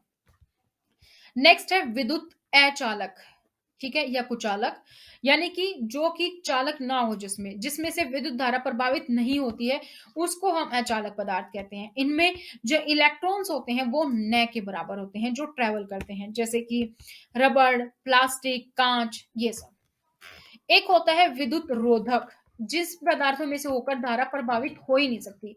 अचालक में तो क्या हुआ? अचालक में न के बराबर इलेक्ट्रॉन की मूवमेंट हो रही है, लेकिन इसमें क्या है? धारा प्रभावित हो ही नहीं सकती। लकड़ी, रबड़, कांच, ये सब चीजें। हाँ, अगर ये पूछा जाए आपसे क्वेश्चन में, ये क्वेश्चन आ सकता है, कई बार आता भी है कि जो हमारा शरीर है वो विद्युत का क्या है? सुचालक है, कुचालक है, रोधक है, क्या है? तो जो बॉडी है, ह्यूमन बॉडी, वो सुचालक है। कभी भी हमें करंट लगता है, जब हमें इलेक्ट्रिसिटी जो प्लग होता है उसमें अगर गलती से हमारी उंगली लग जाए तो हम क्या है? सुचालक है। हमारे बॉडी के अंदर से इलेक्ट्रॉन इजिली ट्रेवल कर सकते हैं। नेक्स्ट अब हम जानते हैं कुछ मैग्नेट्स के बारे में। नेक्स्ट चैप्टर है हमारा चुंबकों द्वारा मनोरंजन, फन विद मैग्नेट्स। तो सबसे पहले मैग्नेट की खोज किसने की? मैग्नेट यानी कि चुंबक। तो प्राचीन यूनान का गडरिया था मैग्रेस, इसने की चुंबक की खोज। गडरिया के नाम पर इस पत्थर को मैग्नेटाइट कहा गया, और मैग्नेटाइट में क्या होता है? लोहा होता है। अब चुंबक क्या होता है? चुंबक एक ऐसा पदार्थ होता है जो लोहा या जो भी चुंबकीय पदार्थ है उसको अपनी तरफ आकर्षित करती है। अब प्राकृतिक चुंबक भी होती है और कृत्रिम चुंबक भी होती है। जैसे कि नाम से पता चल रहा है, प्राकृतिक चुंबक वो चुंबक जो प्रकृति में पाई जाती है। तो प्रकृति में पाए जाने वाले चुंबक को हम कहते हैं प्राकृतिक चुंबक। एग्जाम्पल लेते हैं, तो प्राकृतिक चुंबक का जो नाम है वो है मैग्नेटाइट। नेक्स्ट है कृत्रिम चुंबक, यानी कि लोहे के टुकड़े से बनाए जाने वाले चुंबक को हम कृत्रिम चुंबक कहते हैं। तो लोहे के टुकड़े को हम चुंबक में कन्वर्ट कर सकते हैं, जैसे कि छड़ चुंबक बनाते हैं, नाल चुंबक है, गोलंत चुंबक है, ये सब क्या है? आर्टिफिशियल मैग्नेट्स हैं। अब एक होता है चुंबकीय पदार्थ। वो पदार्थ जो चुंबक की ओर आकर्षित हो जाए वो हो गया चुंबकीय पदार्थ। जैसे लोहा, निकिल, कोबाल्ट, ये सब चुंबक की तरफ आकर्षित हो जाते हैं। अचुंबकीय पदार्थ कौन से होंगे फिर? जो चुंबक की ओर आकर्षित नहीं होंगे, जैसे कि प्लास्टिक है, चमड़ा, लकड़ी, कपड़ा, ये चुंबक की तरफ आकर्षित नहीं होते, तो ये क्या हो गया? अचुंबकीय। अब चुंबक के दो ध्रुव होते हैं, प्रत्येक चुंबक के दो ध्रुव ही होंगे। उत्तर, या फिर हम उसको उत्तर खोज ध्रुव भी कह सकते हैं, दक्षिण, या फिर हम उसको दक्षिणी खोज ध्रुव भी कह सकते हैं। और हम इसको उत्तर खोज या दक्षिण खोज ध्रुव क्यों कह रहे हैं? क्योंकि हम मैग्नेट का प्रयोग दिशा सूचक यंत्र में भी करते हैं, कंपास में भी करते हैं, जहां में की दो नीडल्स होती हैं जो नॉर्थ और साउथ के बारे को इंडिकेट करती हैं। तो उत्तरी ध्रुव वो हिस्सा होता है जो पहला सिरा होता है, जो उत्तर की तरफ होता है, और दक्षिण सिरा जो दक्षिण की तरफ है, दक्षिण ध्रुव कहलाता है। दिक सूचक यंत्र यानी कि कंपास, तो दिशा का निर्धारण करने के लिए इसका प्रयोग किया जाता है। एक दिश सूचक आमतौर पर एक छोटा सा बॉक्स होता है, इसके ऊपर कांच का आवरण होता है, और जब आप इसको रेस्ट मोड में रख देते हो, आप इसको आराम से रख देते हो, तो जो इसकी सुई है वो उत्तर दक्षिण दिशा की ओर इशारा करती है। प्राचीन काल में यात्री एक प्राकृतिक चुंबक, जो नेचुरल चुंबक है, उसी को अपने साथ ले जाते थे और इसी से धागे से लटकाकर निर्धारण करते थे दिशाओं के बारे में। नेक्स्ट होता है आकर्षण, और एक टर्म होती है प्रतिकर्षण। दो चुंबकों के अलग अलग ध्रुव एक दूसरे की ओर आकर्षित होते हैं, जैसे कि पॉजिटिव, नेगेटिव। तो इसी तरीके से साउथ पोल नॉर्थ पोल की तरफ अट्रैक्ट होगा, नॉर्थ पोल साउथ पोल की तरफ। तो चुंबक के दोनों सिरों पर अधिक आकर्षण शक्ति होती है। अगर हम बात करें प्रतिकर्षण की, तो दो चुंबक के एक समान ध्रुव में परस्पर प्रतिकर्षण होगा। अगर आप नॉर्थ पोल को लेकर आओगे तो वो अट्रैक्ट नहीं होंगे, वो एक दूसरे से दूर जाएंगे, रिपेल करेंगे, उसको हम कहते हैं प्रतिकर्षण। अब आपको कुछ चीजें चुंबक के बारे में पता होनी चाहिए। चुंबकीय मोनोपोल, अगर आप चुंबक को आधा तोड़ेंगे तो क्या हुआ? अगर आपने नॉर्थ पोल और साउथ पोल, और अगर आप इसको बीच में से कट करते हैं तो क्या यहाँ पे नॉर्थ और यहाँ पे नॉर्थ ही आएगा? नहीं। जब भी आप चुंबक को कितना भी छोटा तोड़ लीजिए, उसमें से एक सिरा होगा साउथ पोल और एक सिरा होगा नॉर्थ पोल, यानी कि उत्तर ध्रुव और दक्षिण ध्रुव। इसके अलावा चुंबक से लौह पदार्थों के घटक को मिश्रण से अलग किया जा सकता है। अगर कोई भी ऐसा मिश्रण है जिसमें कि लोहे के पदार्थ है, आप चुंबक से उसको अलग कर सकते हैं, निकाल सकते हैं। चुंबक को अगर आप गर्म करते हैं तो चुंबकीय पदार्थ खत्म हो जाता है, चुंबकीय जो गुण होता है वो अपने गुणों को खो देता है चुंबक। इसी तरीके से आप चुंबक को हथौड़ों से अगर जोर जोर से मारोगे तो चुंबक अपने चुंबकीय गुण को खो देता है, और अगर आप उसको बहुत ऊंचाई से, कुछ ऊंचाई से गिराओगे तो भी चुंबक के चुंबकीय गुण खत्म हो जाते हैं। साथ ही चुंबक को अगर आप ठीक तरीके से नहीं रखते हो तो वो कमजोर हो जाते हैं। आपने देखा होगा जब कोई नई चुंबक आपके पास है तो वो बहुत ही स्ट्रांग होती है, लेकिन आप उसको अच्छे से नहीं रखते, कहीं भी इधर उधर फेंक देते हैं, तो धीरे धीरे उसका जो चुंबकीय गुण है वो कमजोर होने लग जाता है। नेक्स्ट चैप्टर, चैप्टर नंबर 14, और वो है अब वाटर के बारे में, जल के बारे में हम इस वीडियो में जानेंगे। तो अब जल जो है वो कितने हिस्से में है, क्या क्या हम यूज करते हैं, और जो जल के बारे में और भी चीजें इस चैप्टर में जानेंगे।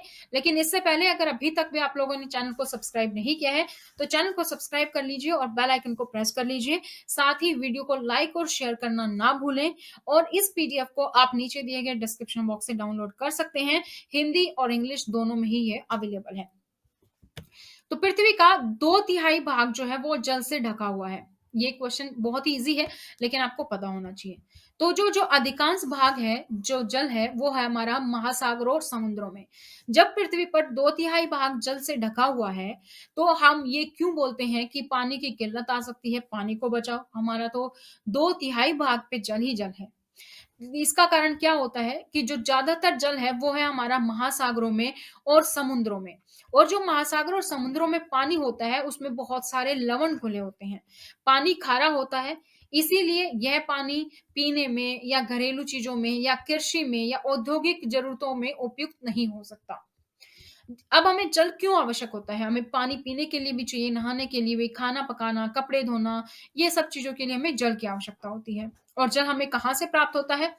जल हमें पृथ्वी से, नदियों में, झरनों में, तालाबों में, कुओं में, हैंडपंप से हम जल प्राप्त करते हैं। नेक्स्ट है जल विलुप्त टर्म।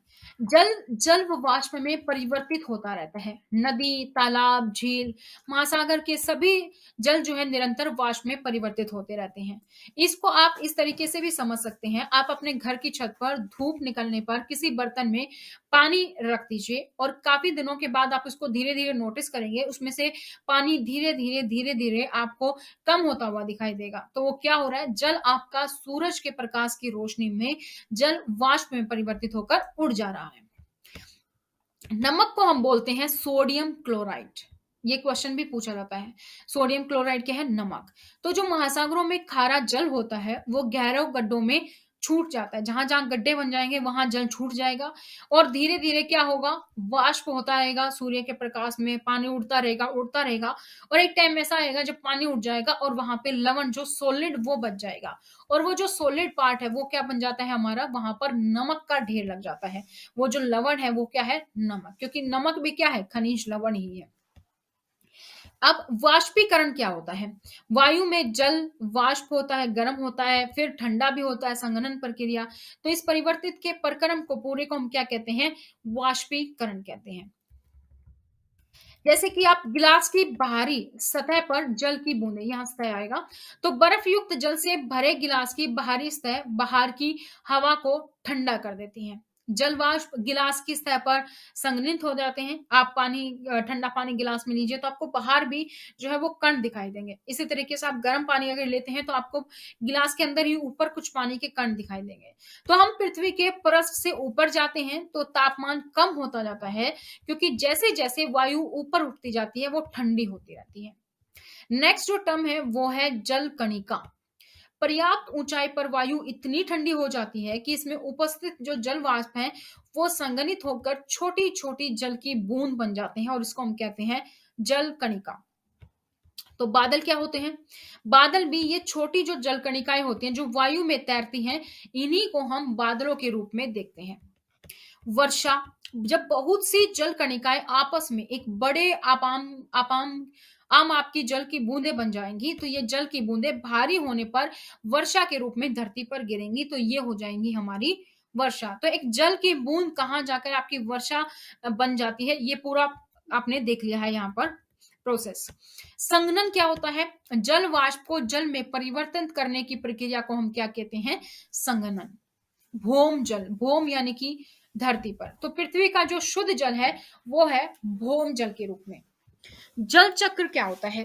महासागरों और जलीय भागों के बीच जल के चक्रण को हम कहते हैं जल चक्रण। नेक्स्ट है, अब पानी की बात आ गई है तो बाढ़ और सूखा दोनों चीजों के बारे में देख लेते हैं। तो बाढ़ कब होगी? जब बहुत ज्यादा वर्षा आ जाए। अत्यधिक वर्षा जो है वो बाढ़ का कारण बन जाती है। भारी बारिशों से नदियों, झीलों, तालाबों में पानी का स्तर बढ़ सकता है। पानी तब तक बड़े क्षेत्रों में फैल सकता है जिसमें बाढ़ आ सकती है, यानी पानी से भूमि का जलमग्न हो जाना। जैसे फसल के खेत, जंगल, गांव, शहर, ये सब पानी से डूब जाते हैं जब बाढ़ आती है। तो अभी हाल ही का एग्जांपल लें तो वर्षा का और खराब टाउन प्लानिंग के कारण चेन्नई में आपको बाढ़ देखने को मिलती, और भी बहुत सारे एग्जांपल आप अपने अकॉर्डिंग इसमें करंट एग्जांपल्स ले सकते हैं। नेक्स्ट है सूखा पड़ना। सूखा पड़ना बाढ़ के बिल्कुल अपोजिट, यानी कि जब वर्षा ही ना हो, भौम जल ही की ही कमी हो जाए। तो वाष्पीकरण और वाष्पोत्सर्जन द्वारा मिट्टी लगातार पानी खोती जा रही है। इसे बारिश से वापस नहीं लाया जा रहा है। इसलिए मिट्टी सूख जाती है और क्षेत्र के तालाबों, कुओं में पानी का स्तर नीचे चला जाता है। उनमें से कुछ सूख भी सकते हैं, तो इस भूजल भी दुर्लभ हो जाता है और इससे सूखा पड़ सकता है। मौसम संबंधी मसौदा तब होता है जब किसी क्षेत्र में शुष्क मौसम का मिजाज हावी होता है, जैसे कि हाइड्रोलॉजिकल ड्राफ्ट, कृषि मसौदा, ये सब। अब जल संरक्षण की बातें करते हैं। तो जल का विवेक पूर्ण उपयोग करना, उसको सावधानी से बरतना, ताकि जल व्यर्थ ना हो, बेकार ना हो, यही जल संरक्षण है। इसके लिए हम समझते हैं पहले जल चक्र के बारे में। दो टर्म हमने ऊपर पढ़ी, वाष्पीकरण और वाष्पोत्सर्जन। पहले इसी के बारे में और डिटेल में जानते हैं। तो दिन के समय में आप देखते हैं सूरज की रोशनी समुद्रों पर पड़ती है, नदियों पर पड़ती है, झील, तालाब, इन सभी के पानी पर पड़ती है। तो खेतों और अन्य भूमि क्षेत्रों को भी सूर्य का प्रकाश मिलता है। तो नतीजा क्या होता है, जहां जहां भी पानी पर सूरज की रोशनी पड़ती है, पानी लगातार वाष्प में बदलता जाता है। पानी की सभी खुली स्तों से वाष्प जो बनता है उसको हम क्या कहते हैं, वाष्पीकरण। फिर परिणाम स्वरूप वायु में जल वाष्प लगातार जुड़ती जाती हैं और पानी का वाष्पीकरण एक धीमी प्रक्रिया, आपको ध्यान से आप नोटिस करोगे तो आपको नहीं दिखाई देगा, लेकिन धीरे धीरे धीरे धीरे आप नोटिस करोगे हर रोज, तो आपको बहुत ही कम कम होता हुआ दिखाई देगा। तो वाष्पोत्सर्जन और की प्रक्रिया के माध्यम से जल वाष्प हवा में प्रवेश करती है। ये एग्जांपल आप यहाँ से समझ सकते हैं। ये ओशियन यहाँ पे दिखाया हुआ है। तो ये क्या होता है, इवेपोरेट हो रहा है, ये वाष्पन हो रहा है यहाँ से पानी। ये सूरज है, सूरज की किरणों के कारण ये वाष्प हो रहा है। इसके बाद क्या होगा, इसका ट्रांसपोर्टेशन होगा, यानी कि जो वाटर है वो आपका एटमॉस्फेयर में जाएगा, यहां से फिर परिवहन करेगा, छोटी छोटी बूंदें बनेंगी और ये छोटी छोटी बूंदें मिलकर क्या बनाएंगी, बादल बनाएंगी। और बादल बनेगा जब इतना भारी हो जाएगा, ये कणें मिलके जो नहीं चल पाएंगी, तो ये क्या हो जाएगी, यहाँ पर वर्षा हो जाएगी, जिसको हम क्या कहते हैं, वर्षण, यानी कि प्रेसिपिटेशन। तो ये हो जाएगा इस तरीके से। फिर ये यहीं पर धरती पर वापस आएंगी और ये पानी वापस इसमें जाएगा ओशन में। तो ये इस तरीके से पूरा प्रोसेस चलता रहता है, जिसको हम क्या कहते हैं, जल चक्र कहते हैं। अब वर्षा के जल का संग्रहण कैसे करें। पानी की उपलब्धता बढ़ाने का एक तरीका है कि बारिश के पानी को इकट्ठा करें और बाद में इस्तेमाल के लिए स्टोर करें। वर्षा के पानी का बाद में उत्पादक के कामों के लिए इकट्ठा करने के लिए को ही हम क्या कहते हैं, जल संरक्षण। यानी कि जैसे कि आपकी छत पर बारिश का पानी गिरता है, तो आप उसको सामान्य तरीके से इकट्ठा कर सकते हैं और उसे शुद्ध कर सकते हैं, और उसको आप वर्षा जल संग्रहण संग्रहण कहते हैं, जिसको आप बाद में काम में ला सकते हैं। वर्षा जल संग्रहण का अगर मूल विचार की बात करें तो सिंपल सी बात है, जहां पानी गिरता है वहीं पर आपको बचाना है, वहीं पर पकड़ना है। अब इसका तरीका है, एक होता है roof top rain water harvesting. इन सिस्टम को बारिश के पानी को छत से एक स्टोरेज टैंक के में पाइप के जरिए इकट्ठा किया जाता है। तो बारिश का पानी एक टैंक बना दिया जाता है जहां पे सारा इकट्ठा होता है, और पानी में छत से मिट्टी भी हो सकती है, तो इसे इस्तेमाल करने से पहले छानना जरूरी होगा। तो टंकी में बारिश का पानी जमा करने की बजाय पाइप सीधे जमीन के गड्ढे में जाता है।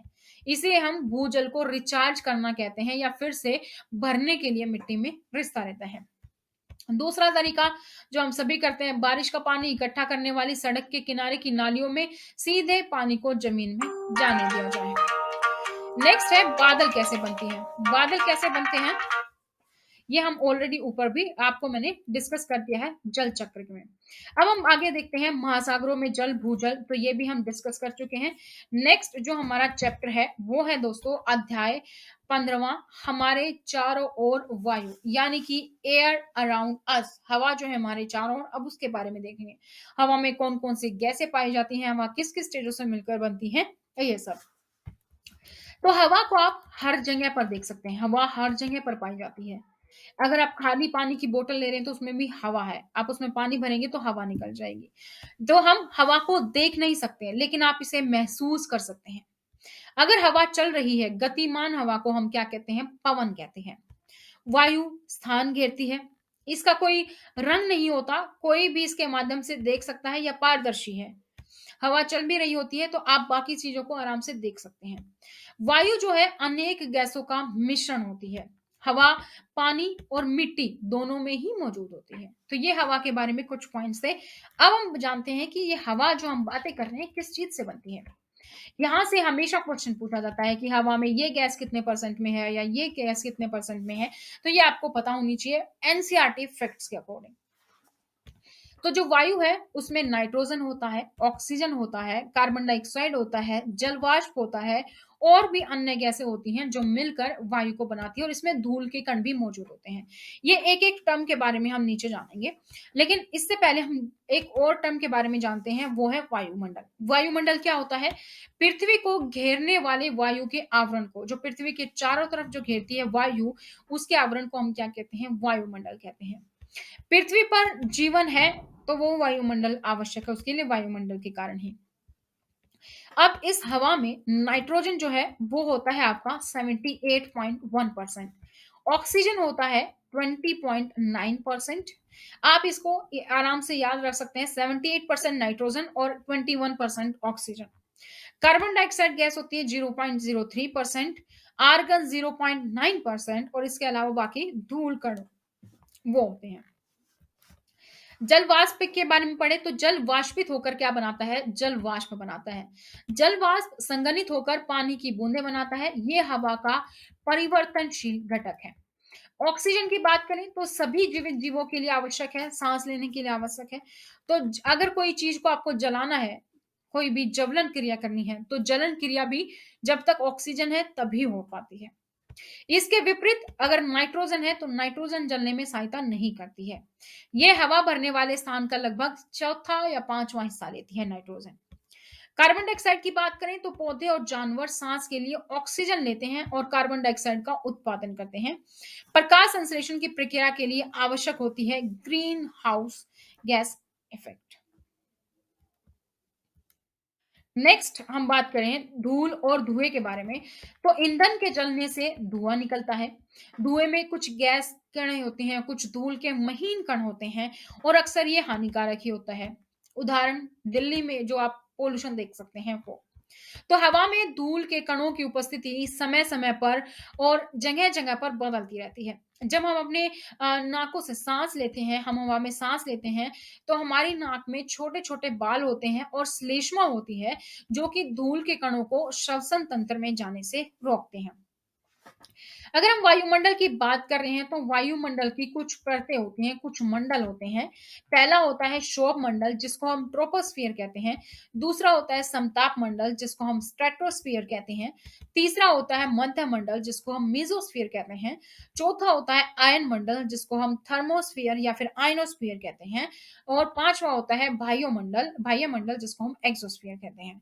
अब ये एक एक मंडल, ये एक एक जो लेयर होती है, इसमें क्या होता है, क्या चीजें होती हैं, ये जैसे जैसे हमारी क्लासेस बढ़ती जाएंगी उसके अकॉर्डिंग इस चैप्टर के बारे में डिटेल आपको आगे की एनसीईआरटी में मिलेंगी, क्योंकि ये 6 क्लास की एनसीईआरटी है, तो यहाँ पे इतना ही जानना आपके लिए जरूरी है। नेक्स्ट है वात सूचक। वात सूचक यानी कि वात सूचक जब घूमती है तो उस दिशा में रुक जाती है जिस दिशा में वायु चल रही होती है। ये एक इस तरीके की सुई टाइप्स होती है, ये जहां पे एक एरो होता है जो इसी दिशा में रुक जाती है जहां पर वायु चल रही होती है। नेक्स्ट है पर्वतारोही। पर्वतारोही क्या करते हैं? ऊंचे पहाड़ों पर चढ़ाई के समय अपने साथ सिलेंडर लेके जाते हैं। क्यों? क्योंकि जैसे जैसे ऊंचाई हो जाती है वायु में ऑक्सीजन की कमी हो जाती है। तो जैसे जैसे हम वायुमंडल में पृथ्वी के तल से ऊपर की ओर जाते हैं वायु में ऑक्सीजन की कमी हो जाती है, और इसीलिए हमें अपने साथ सिलेंडर ले जाने की जरूरत होती है ताकि सांस की प्रॉब्लम ना आए। पानी और मिट्टी में रहने वाले जानवरों और पौधों के लिए ऑक्सीजन कैसे उपलब्ध होती है वो अब हम जानेंगे। तो जैसे कि हमने पहले जाना कि पानी में भी क्या होता है, पानी में जो रहने वाले जानवर हैं उनको पानी में घुली हुई ऑक्सीजन से इस्तेमाल करते हैं, क्योंकि पानी क्या है? H2O, हाइड्रोजन एंड ऑक्सीजन, तो उसमें ऑक्सीजन है। पौधे और जानवर हवा से ऑक्सीजन और कार्बन डाइऑक्साइड के आदान प्रदान के लिए एक दूसरे पर निर्भर करते हैं। जैसे कि इंसान है, कार्बन डाइऑक्साइड छोड़ता है, तो पौधे कार्बन डाइऑक्साइड लेते हैं खाना बनाने के लिए। मिट्टी में अगर कोई रह रहे हैं जीव, तो मिट्टी में भी सांस लेने के लिए ऑक्सीजन की आवश्यकता होती है, और ये इनको कहां से मिलता है? इनको हवा के द्वारा ऑक्सीजन मिलती है। गहरी मिट्टी में अगर कोई है, गहरी मिट्टी में कोई जंतु रह रहे हैं, तो वो बुर या छेद बना लेते हैं मिट्टी में, जिससे कि हवा के मिट्टी के अंदर और बाहर जाने के लिए जगह उपलब्ध हो जाती है, छेद बन जाते हैं छोटे छोटे। तो जब भारी बारिश होती है तो क्या होता है? वो जो छेद है वो बंद हो जाते हैं, पानी मिट्टी में हवा के कब्जे वाले सभी स्थानों को क्या करता है, भर देता है। तो ऐसे टाइम पर आपने देखा भी होगा बारिश के समय पर जानवरों को सांस लेने में दिक्कत होगी क्योंकि छेद भर गए हैं, ऑक्सीजन नहीं मिल रही, तो वो क्या करते हैं, जमीन से ऊपर आ जाते हैं। और यही कारण है कि जब भी भारी बारिश होती है तो आपको केचुए मिट्टी में बाहर दिखाई देते हैं। नेक्स्ट जो टर्म है वो है पवन ऊर्जा। पवन ऊर्जा क्या होती है? हवा क्या करती है, वो पवन चक्की को घुमाती है और पवन चक्की का उपयोग करते हैं नलकूपों से पानी निकालने और आटा मिलों को चलाने के लिए।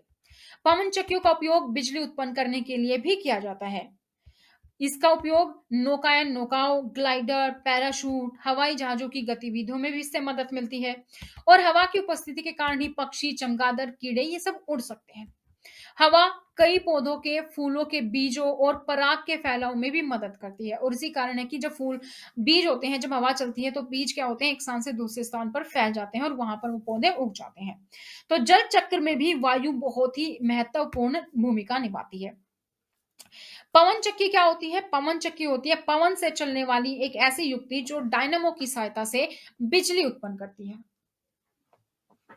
अब हमारा नेक्स्ट चैप्टर है, लास्ट चैप्टर जो है आज के एनसीईआरटी का, चैप्टर नंबर 16, कचरा के बारे में जानेंगे। गार्बेज इन आउट यानी कि संग्रहण और उसका निपटान कैसे करना है।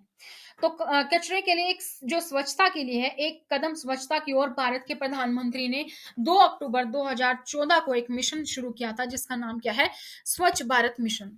तो स्वच्छ भारत अभियान आपको ये पता होना चाहिए ये कब लॉन्च किया गया था। उस टाइम भारत के प्रधानमंत्री कौन थे? नरेंद्र मोदी। तो हम सभी जो दैनिक क्रियाकलाप करते हैं उससे कचरा उत्पन्न होता है, चाहे हम किचन की बात करें या फिर नॉर्मली भी कुछ आप खाते पीते हैं तो उसके रैपर्स, तो सब क्या है, कचरा होता है। तो इसके लिए कचरे के लिए पहले बहुत सारी टर्म्स हैं वो हम देख लेते हैं, जैसे कि भराव। भराव वो स्थान होता है जहां शहर या फिर नगर के कचरे को एक साथ इकट्ठा करके पाटा जाता है। नेक्स्ट टर्म है कंपोस्टिंग। कंपोस्टिंग टर्म आजकल आप लोग सुनने लग गए होंगे। तो रसोई घर के अपशिष्ट सहित पौधों और जंतु अपशिष्टों को खाद में बदलना कंपोस्टिंग होते हैं। जैसे कि किचन से हमारी हरी पत्तेदार सब्जियां जो हम बनाते हैं उसमें से जो कचरा निकलता है तो उसको आप इकट्ठा कर लीजिए। जो फूल हैं, सूखे फूल हो जाते हैं जो मुरझा जाते हैं, सूख जाते हैं, उनको आप इकट्ठा कर लीजिए, सूखे पत्तों को। तो इन सबको मिला के आप धीरे धीरे धीरे धीरे क्या होता है, खाद में परिवर्तित हो जाती है, उसको हम बोलते हैं कंपोस्टिंग। ये तो हमारी जो नॉर्मल कंपोस्टिंग होगी। एक होती है वर्मी कंपोस्टिंग। वर्म यानी कि कीड़े से, वर्म से। तो रसोई घर के कचरे को कर्मी या फिर लाल केचुआ द्वारा अगर आप कंपोस्ट में परिवर्तित करते हैं तो उसको हम कहते हैं वर्मी कंपोस्टिंग। नेक्स्ट जो टर्म है वो है अपशिष्ट। अपशिष्ट पदार्थ नियमित रूप से इकट्ठा होने वाले उस कचरे को हम कहते हैं जो रोज कारखानों, ऑफिस, घरों और अन्य इमारतों की साफ सफाई के बाद इकट्ठा किया जाता है, जिसे हम कचरा पात्र या सड़क या नदियों में ऐसे ही फेंक देते हैं, वो है अपशिष्ट। एक होता है पुनर्चक्रण। पुनर्चक्रण यानी कि कचरे को ही हम नई सामग्री में बदल देते हैं। बेस्ट आउट ऑफ वेस्ट उसी का एग्जांपल है, जैसे कि ग्लास, पेपर, प्लास्टिक, धातु, एल्यूमिनियम, स्टील जो नहीं यूज है आप उसको कुछ ना कुछ पुनर्नवीकरण करते हैं, पुनर्चक्रण कर सकते हैं। रिसाइकिलिंग यानी कि पृथ्वी को बचाना, एक उत्पाद का पुनर्नवीकरण करके पर्यावरण को सुरक्षित करने में मदद करना, रिसाइकिल करना, एक चीज को बार बार यूज करना। पुनर्चक्रण ऊर्जा को बचाता है। सामग्री से एक नया उत्पाद बनाने की अपेक्षा उसी उत्पाद को रिसाइकिल अगर हम करते हैं तो खर्चा कम होता है। और पुनर्चक्रण कागज प्राकृतिक संसाधनों का संरक्षण होता है, इससे ऊर्जा की बचत होती है, ग्रीन हाउस उत्सर्जन रहता है और लैंडफिल अंतरिक्ष कचरा के अन्य प्रकार पुनर्नवीकरण नहीं किया जा सकता। लगभग 20 वर्षों तक भराव क्षेत्र पर कोई भवन निर्माण नहीं किया जाता है।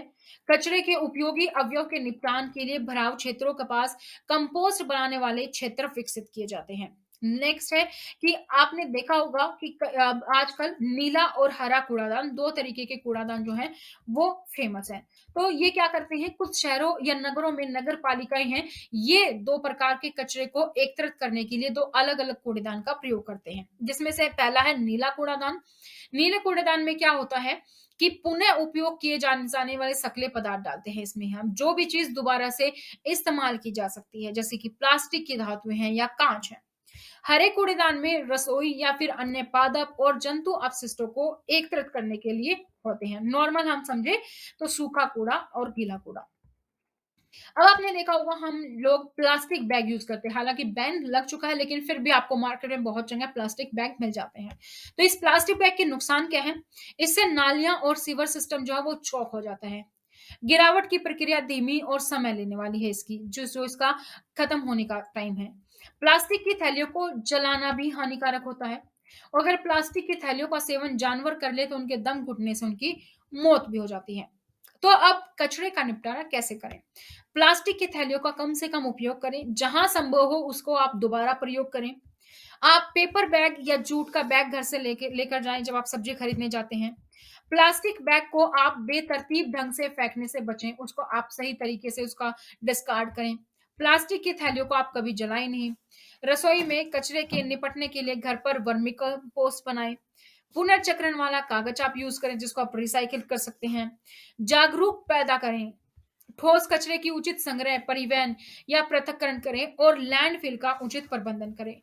यूट्यूब पे या नेट पे भी आपको बहुत सारी ऐसी वीडियोस मिल जाएंगी जहां पर आप कागज को दोबारा से पुनर्चक्रण कर सकते हैं। किसी चीज को फेंकने से पहले आप सर्च कर सकते हैं कि कैसे आप उसको रिसाइकिल कर सकते हैं। आप रिसाइकिल नहीं करना चाहते हैं तो और भी बहुत सारी ऐसी वेबसाइट्स हैं आजकल मार्केट में जो कि आपसे चीजें लेकर रिसाइकिल करती हैं, तो आप उनसे भी कांटेक्ट कर सकते हैं। तो ये थी दोस्तों एनसीईआरटी की क्लास 6 की सीरीज। आई होप आप लोग के लिए ये सीरीज बहुत ही यूजफुल रहने वाली है। इस सीरीज को आप कम से कम 4-5 बार देखें ताकि आप सारी की सारी अच्छे तरीके से आप इसको रीड कर सकें। इसके पहले अगर अभी तक भी आप लोगों ने चैनल को सब्सक्राइब नहीं किया है तो चैनल को जरूर सब्सक्राइब करें ताकि आपको आगे की आने वाली एनसीईआरटी की सीरीज भी आपको मिल जाए। इसके साथ साथ हमने आप लोगों के लिए एक और सीरीज शुरू की है जिसमें कि हम एनसीईआरटी थ्रू एमसीक्यू कर रहे हैं। तो क्लास 6 के आप चैप्टर वाइज अगर एमसीक्यू देखना चाहते हैं वो भी आप वहां से देख सकते हैं। इसके अलावा बाकी सब्जेक्ट की भी एनसीईआरटी चैनल पर अपलोड कर दी गई है तो वो भी आप देख सकते हैं। और हमसे जुड़ने के लिए आप हमें व्हाट्सएप कर सकते हैं 8447410108 पर अपने नाम मैसेज के साथ, अपने नाम, शहर और एग्जाम के साथ। तो ये थी आप लोग के लिए अपडेट। इसी तरीके से और अपडेट्स पाने के लिए चैनल को सब्सक्राइब करें, बेल आइकन को प्रेस करें, वीडियो को लाइक और शेयर करें और ये पीडीएफ नीचे दिए गए डिस्क्रिप्शन बॉक्स से डाउनलोड करें।